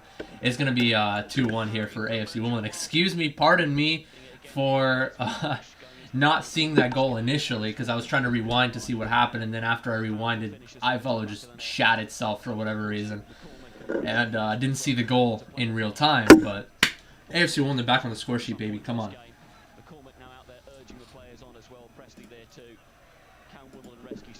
There we go. That's what you like to see. It was a really incisive pass, though, from JaggyDons to even create the chance in the first place, with Luke McCormick making that run on the wing. JaggyDons is usually known for his ability to put the ball into the box at times. You know, doesn't drive it far post, doesn't drive it with enough distance, but he's usually known for that, or for taking it down the center and maybe playing a square ball down the 18 or something. But a very nice incisive pass there from JaggyDons to allow Luke McCormick to get away and play that square pass over to Presley to begin with. Oh, Presley wins the knockdown here, top of the 18. Rodoni gets a shot off blocked. Presley shot blocked, but that's what you like to see from Aaron Presley, winning that first knockdown off of the long ball attempt there.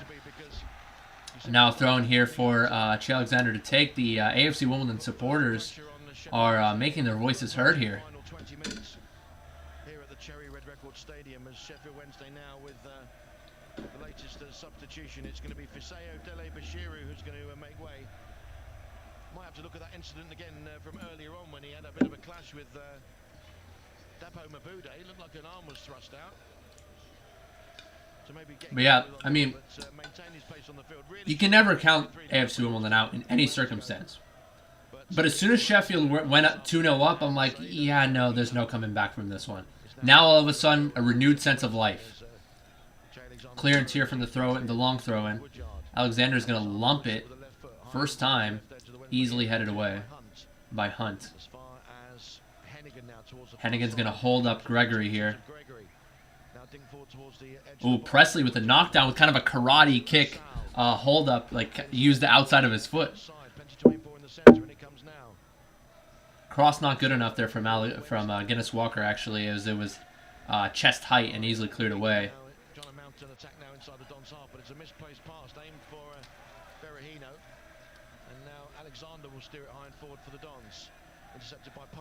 So Presley.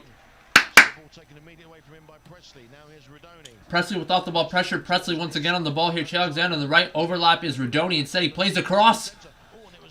Headed straight up in the air, though.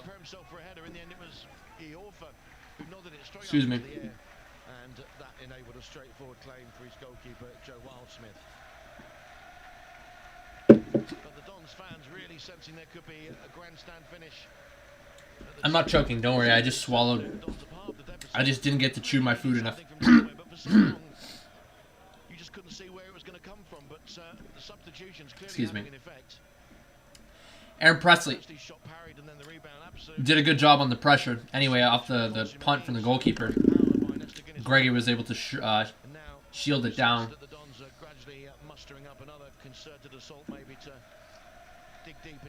It's stuck in my throat, but it's not enough to make me choke.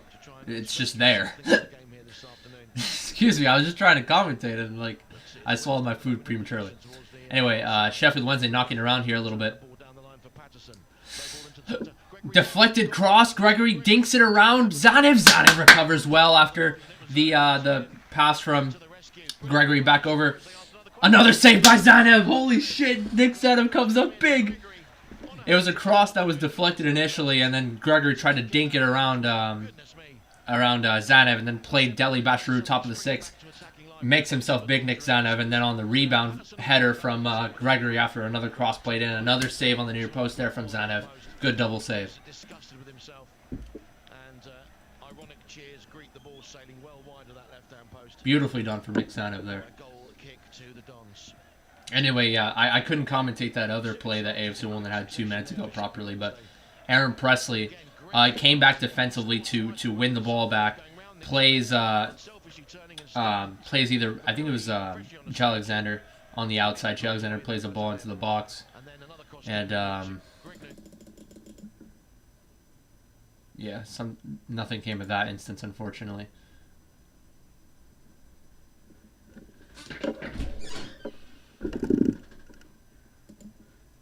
My iFollow.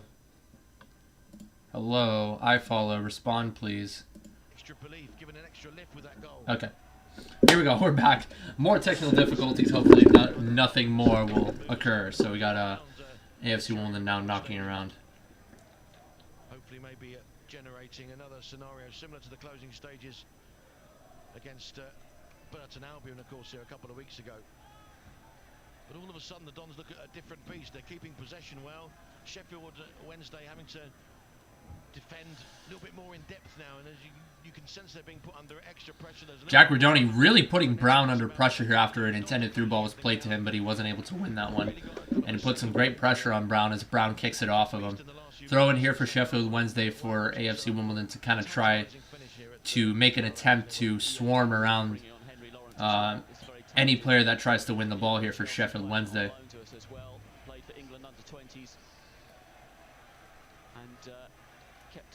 Who wins the header here? Looks to me like Gregory wins the first one, but it's going to be out for a throw in here now for the Dons. Played the full 90 minutes in that, as you said. Some of the Dons players who've been away on international duty not having much luck, but Henry Lawrence perhaps being ready for the closing stages here now, coming back from... I was a bit surprised that Henry Lawrence didn't start today, but, I mean, JaggyDons has done his part. Long ball played over. Easily won there by the center back here.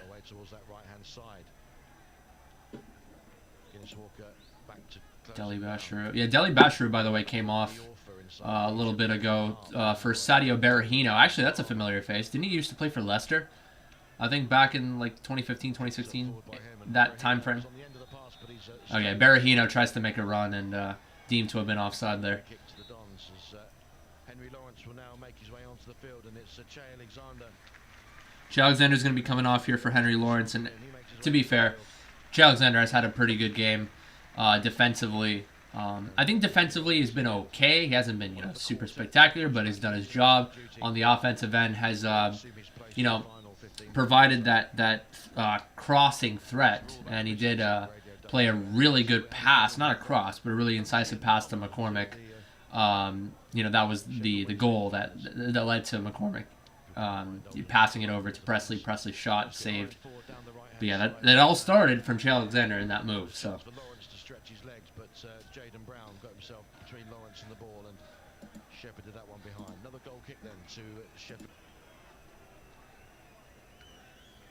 Coming up for 70. Guinness Walker now on the outside. Plenty to aim for in the centre, and it comes now. Yeah, I'm just rewinding a little bit. Any clear though for Wednesday. Area cleared by Hunt. Okay, going back live. Striking back within 7 minutes for the Dons after Aaron Presley shot was parried by the keeper. As the ball goes out of play now on this near side, throw into Sheffield Wednesday to be taken by Jaden Brown. Rotherham 4-1 against Portsmouth. Portsmouth are in shambles right now. Holy crap. Closed down by a Sal. Back it goes to Parma once again. Now here's Dunkley. Now here goes Aorfa away towards that far side. Really charging forward and trying to show Redoni really pressing Brown there from behind. And then Nesta Guinness Walker comes in to help.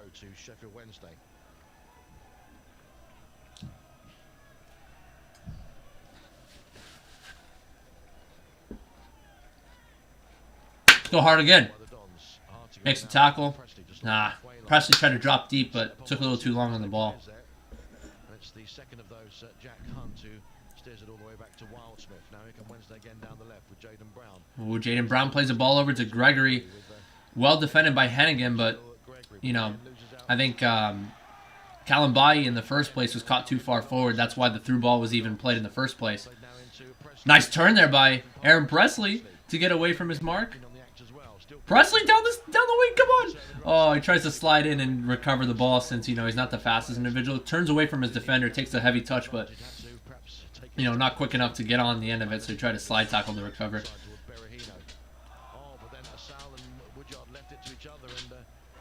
Berahino was pressured by Sal and Woodyard, but they kind of got caught. Neither of them attacked the ball because they're like, are you attacking the ball or am I attacking the ball? So they allowed Berahino to try to play it up to Gregory, but luckily Zane was able to collect.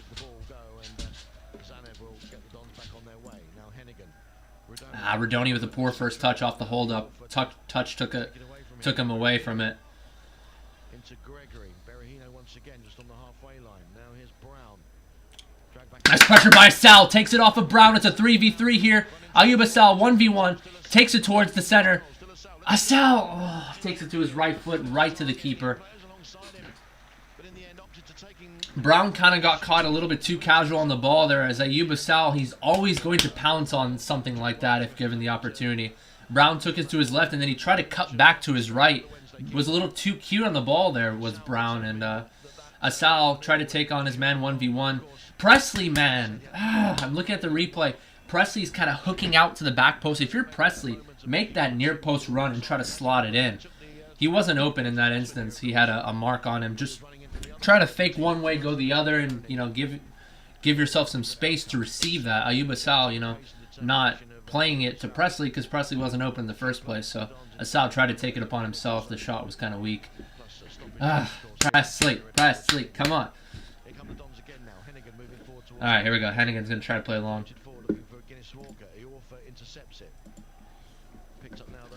Yeah, I've been giving Presley some stick this season, to be fair, but yeah, he was kind of inactive there in that particular attack in terms of, you know, seeking out that final run, that final ball in. Yeah. Still leading the Dons then by 2-1. Joe Wildsmith will take another goal kick.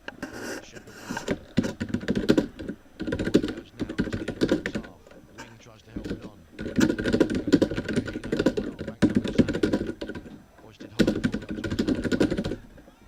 Presley on the hold up here after the clearance. But he couldn't quite flick it on for Woodyard. And now Wing will steer it forward into the edge of the box. But the pass didn't really wait for the Gregory. That was a straightforward claim.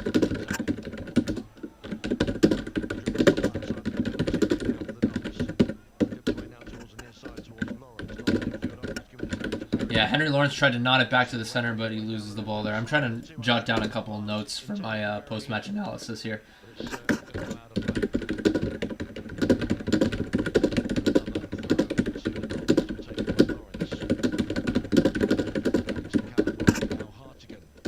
Hardigan's going to lump it forward for Presley. Presley wins the knockdown outside to Ayuba Sal. He's going to take his man on 1v1 here. Still Sal takes it to his right. Crosses it down the 6. Cleared away. Sheffield Wednesday by Palmer. Only as far as Hartskin now. Here's Sal. Let's go with Sal. He's going to take on 2 men, but he's going to play it back over to Hartigan. Attempted cross comes in. Good defending from Lee Gregory. Good defending as well by Iorfa to you know, prevent Sal from getting by him. All Sal could do was take a touch to his... Oh, Kalambai! Oh, that's such a good ball to Sal, but Sal wasn't able to get his foot on that top of the 6. That was a really good ball. It was a gaping hole down that center, or down the center there, top of the 6. Very, very big hole for Ayuba Sal. Almost exploited that. Guinness Walker, Rodoni on the hold up here. Yeah, he's going to play back to Guinness Walker here. Good defending by Iorfa. Hennigan now, just inside his own half, squares it for Kalambai. Now Woodyard, Kalambai once again. Back across now to Hennigan. Guinness Walker once more on that far side. AFC Wimbledon playing it square quite a bit here. They've been playing it from one side to the other among their back line. Haven't really found... I mean, to be fair, they've been playing really well in terms of chance creation in these last 12 minutes or so. Right now, they're just trying to find that opening, find that possibility of... Okay, ball over the top, intended for Rodoni, headed away by Dunkley, but not convincingly, actually. Heads it, you know, square out for a throw-in about 18 yards out. I thought Dunkley maybe could have tried to head it forward a little bit more in that instance. But yeah, they reset it all the way back to Zanev, though. Presley wins the header once again. Now, him and Dunkley were contesting for that header. But yeah, they're still in possession here. Woodyard over to Hartigan. On that right-hand side is Woodyard. On the hold-up is Rodoni. He's going to turn back towards goal and then take it to his left foot. That was a decent cross there, a little bit too close to the keeper, but nicely done by Rodoni. He was playing the hold-up and then kind of made a quick turn of the body. Was kind of, you know, shimmying. He's like, where do I go, where do I go? And then kind of played a first-time cross with no run-up. It was actually put with decent power, just a little bit too close to the keeper there. Goes beyond Gregory and Lawrence. Now it's Kalambai trying to ward off the threat of Berahino and does well. Manages to smuggle it back to Nick Zanev, who immediately touched it forward now for Hennigan. Rolled up towards halfway. Oh, nice flick on there by Ayuba Sal after he came back to drop deep and receive it. McCormick going to take his man on, cuts it back to his right. Good ball to the back post, Rodoni! Let's go! Come on! Rodoni back post. He's able to slot it in near post. The goalkeeper was not able to recover in time. That was a picture-perfect cross by Luke McCormick, man. Back post. Beautiful. AFC Wimbledon have equalized. Gets in there. Come on. I mean, that was beautiful, right? Ben Hennigan. I'm going to demonstrate. Wait, let me watch this goal again. That's a good, really good cross. Okay, so Ben Hennigan comes in. Ayuba Sal kind of flicks it. My foot is a little bit... I'm going to try to bring my foot up. He flicks it like this. Behind him, over to McCormick, who made that run on the overlap. Very good chemistry between those two. They've actually been showing good chemistry throughout the season. The first goal that AFC Wimbledon scored actually was a connection between McCormick and Asal, and Asal finished it bottom right-hand corner. That was the first goal of the season for the Dons. McCormick and Asal, once again with good chemistry there. McCormick takes a couple of touches down the wing, and then takes a touch back to his right, plays a picture-perfect cross. I mean, you can't get any better than that. Started off hip height, dropped to Rodoni's foot as he made that run to the back post, slotted into the near post. Beautifully done. Anyway, okay, ball over the top here from Sheffield Wednesday. Nesta Guinness Walker once again caught sleeping. Down the 18, Berahino tries to create some space. But it was Paul Kalambai who was able to get on the end of that one and clears his lines. Nicely done from Kalambai.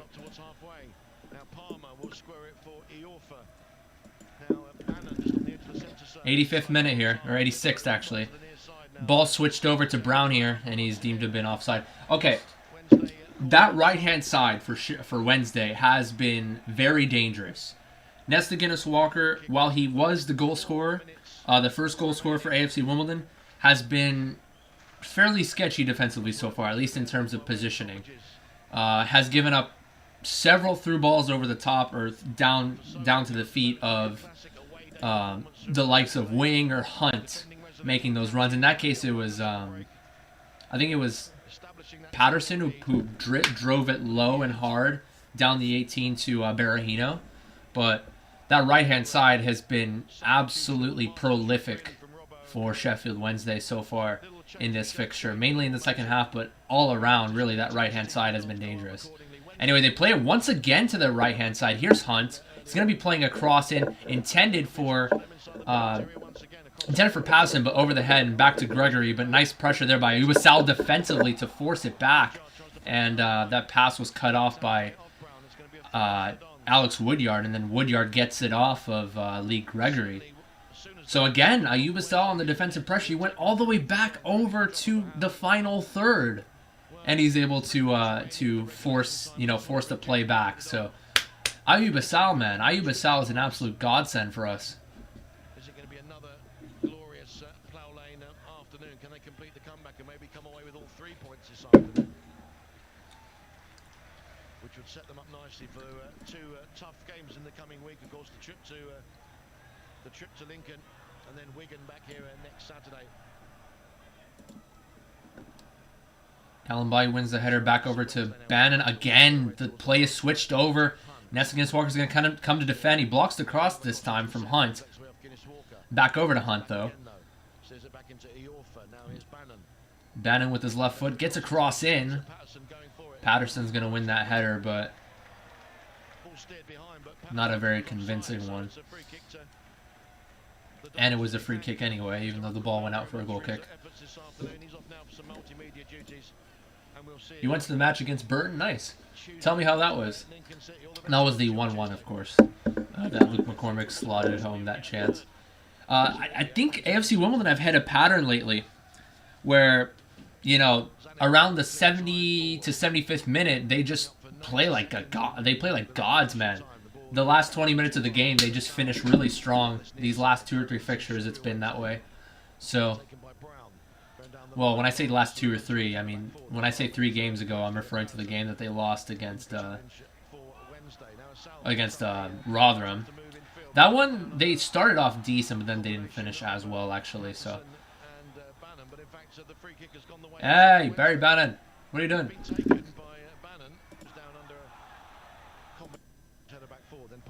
Let me see what just happened there, because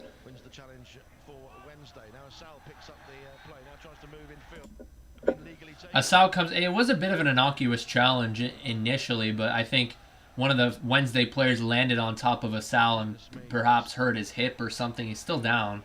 Okay, now he's back up now. It's going to be a free kick now to the Dons. Yeah, free kick. That was very confusing. The referee didn't really seem to make his mind up right away, but then he ended up calling a free kick. Or it's not that he didn't make his mind up, but he didn't indicate whether it was a free kick for AFC Wimbledon or a handball for Ubasal, who used his hand to after he got fouled, of course.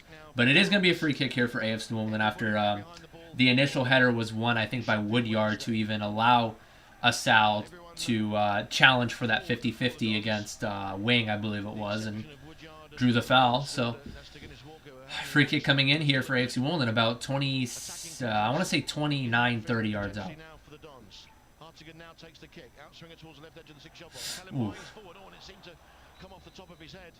And in fact, offside is the decision on the far side as 4 additional minutes. Okay, offside there. Paul Kalambai at the top of the 18-yard box there. 4 additional minutes. What have we got remaining then here in the I mean, this is a nail biter, guys. I mean, I know we've got plenty of Sheffield Wednesday fans here, as obviously they're a very high-profile club for League One, but I mean, this is heating up. Stream's heating up too. I got 12 viewers. Holy. Thank you guys so much. Okay, come on, McCormick. Puts the pressure on Brown. It's going to be, I think, a 4-on-3, 3 on the side of Wimbledon here. Presley's going to try to play a ball into the box with his left foot, but really good defending, really good recovery there by Bannan as he's able to block the cross, and Sheffield come away with it now. Bannan is going to play. Who's that? Patterson. Yeah, Patterson drops really deep, actually. Berahino plays it out wide to Hunt. Hunt plays a cross in. Woodyard wins the header, but it was actually towards the goal line, and now it's going to be out for a corner kick here for Wednesday.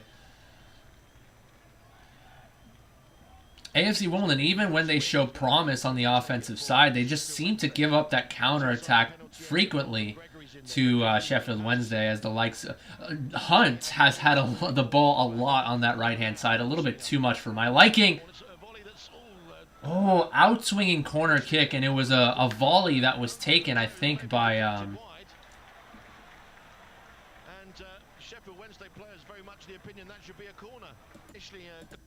oh, I thought the referee was calling a penalty at first, but it was an outswinging corner, not a very poor corner really, but it was actually a really good volley struck there by Dunkley, the center back, and it looked to me like it did deflect off of Presley, but the referee didn't see that one, and goal kick for the Dons. I'll take that. But yeah, just I'd say 4 or 5 yards wide of the frame. If it didn't bounce off Presley, I think he was aiming for the post perhaps.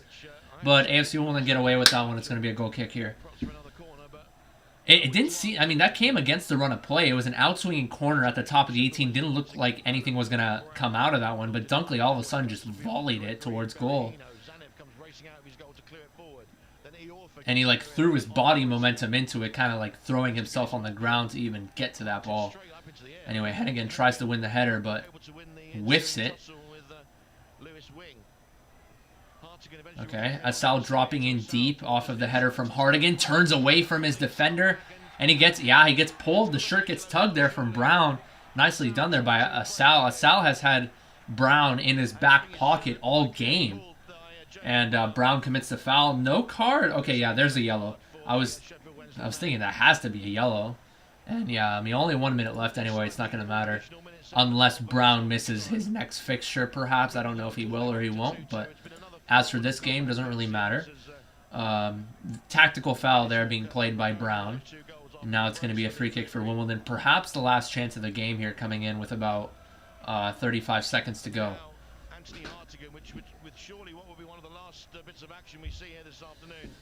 Come on.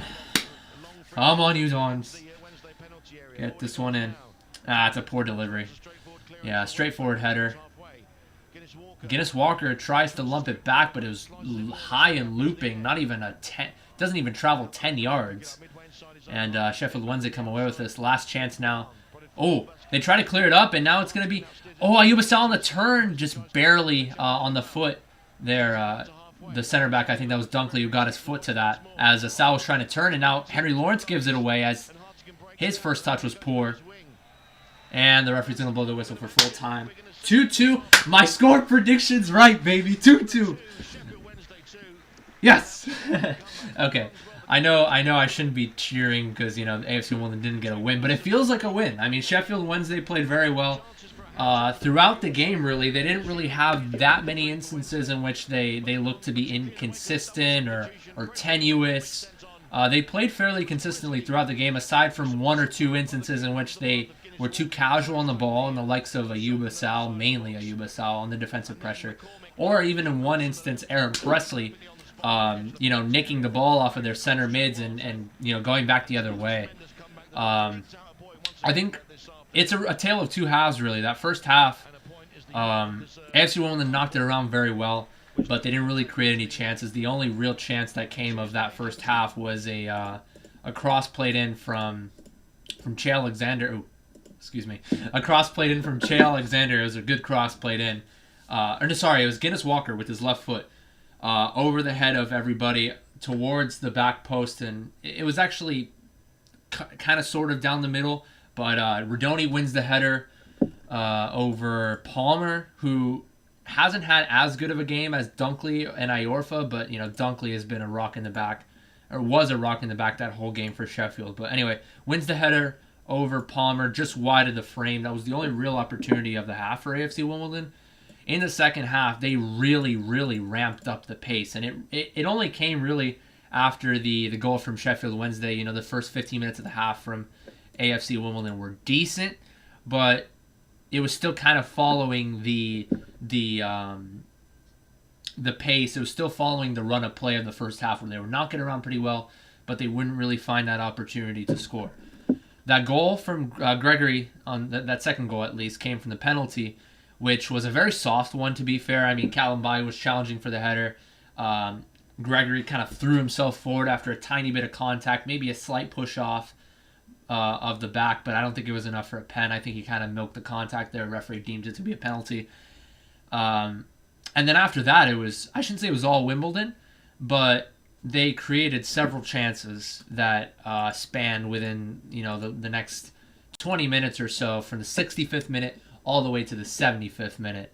One of those opportunities coming from, I actually got to rewind here because I completely forgot what happened, but it was around the 70th minute or so. Just let me go back and look to see. Let me go back to see what exactly happened there.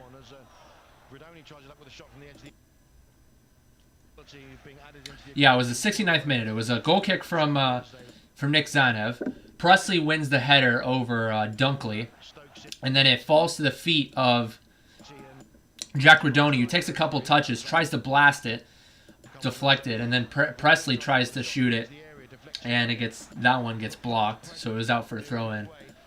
And then I think the ensuing chance...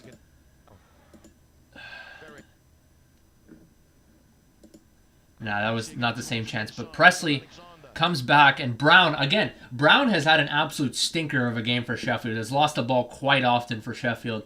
Too casual on the ball. It was Aaron Presley who tried to challenge the header. It was won by initially by Iorfa, but then Aaron Presley came back to pressure Brown, wins the ball back from Brown, and then a couple of one-touch passes played by Alexander to Woodyard. Woodyard plays it one time to Rodoni. Rodoni plays it one time to Presley, and Presley plays that back out wide to Alexander, and then Alexander gets the cross in, and McCormick was tried to win the header, but it was straight up and over the header won by Dunkley and collected by Wildsmith.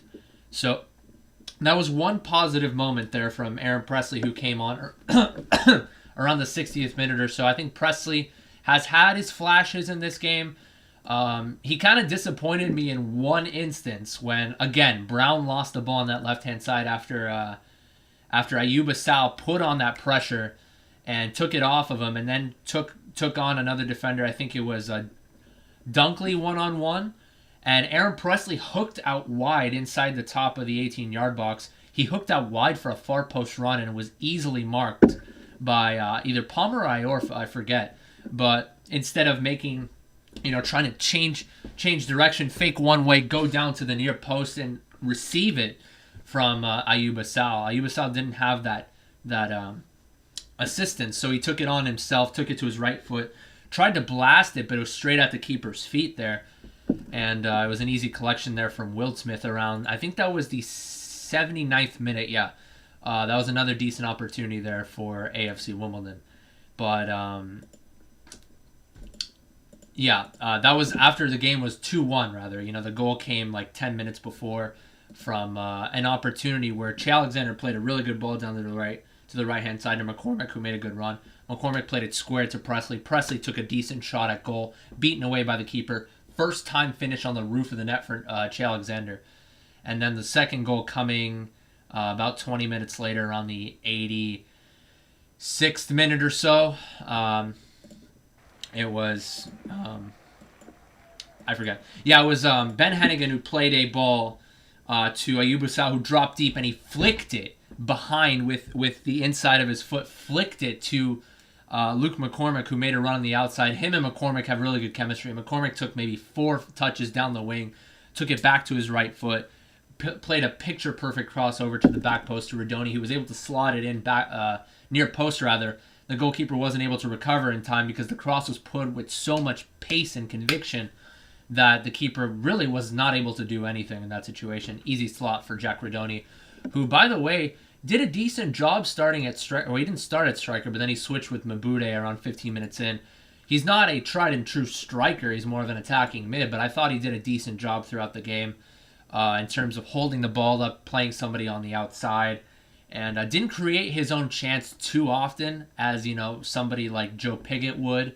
So we lack that striker that can really create their own chance. But Rodoni, at times, he held the ball up, won a header or two, and was on the end of that finish. He missed the header, obviously, in the first half, just a couple yards wide. But I thought Rodoni did a decent job at striker. And other than that, I thought it was a really good game all around from AFC Wimbledon. They struggled to create decent chances in that first half, but they played some decent football throughout the game. They didn't really have too many moments of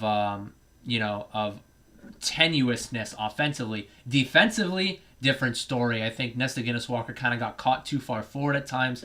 And Hunt on that right-hand side for Sheffield Wednesday had so much space. He had like 3 or 4 instances where he had like 10 yards of space. He was able to take that space and put the cross in. And the likes of Gregory and Patterson were always a threat on those efforts. And Patterson had a couple of instances, actually one in the first half where he took a half volley straight at Zanev, though. He actually scored a half volley from around that same area, top of the 18, top corner against Wigan. Top corner, but didn't score there. Patterson had another instance in which he won a header over Kalambaye, I think, but straight at Zanev, also in the first half.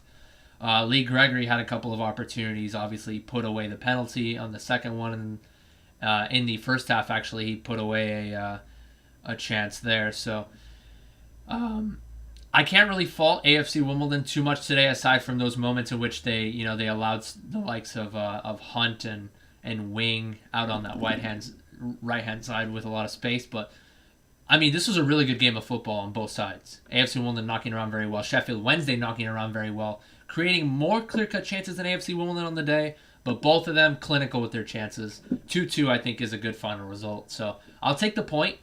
I think. Let me see the results around the league before I head out.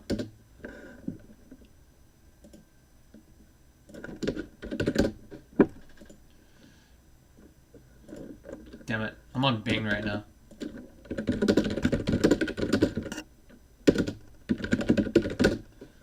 Okay, so Plymouth. Okay, so Plymouth, Wycombe, Wigan, Sunderland, and Rotherham all won their games respectively. So they're all cementing themselves as top 5 sides. They were all in the top 5 before this one. The franchise, Milton Keynes, they lost to Shrewsbury 1-0, so that's a good sight to see. With this draw, though, AFC Wimbledon are now sitting in 17th position, though, as Cheltenham and Lincoln City were able to win their respective games to leapfrog AFC Wimbledon. So not the best result there, but they're still sitting 3 points above relegation right now. Really not where we wanted to sit, considering the high expectations that we set for ourselves for this season. But on the flip side, we are only 5 points behind Milton Keynes Dons, who are in 6th. That last position for playoff qualification. So, this league, the heavens have opened. Anything can happen in this league.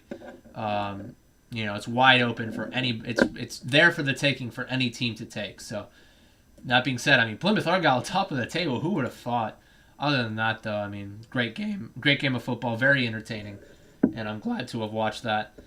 AFC Wimbledon 2-2. I'll take the draw, and hopefully tomorrow I'll get an upload for part 2 of my my AFC Wimbledon career mode rebuild series for FIFA 2022. But if not, definitely Monday. So stay tuned for all that, and we'll see you guys on the flip side.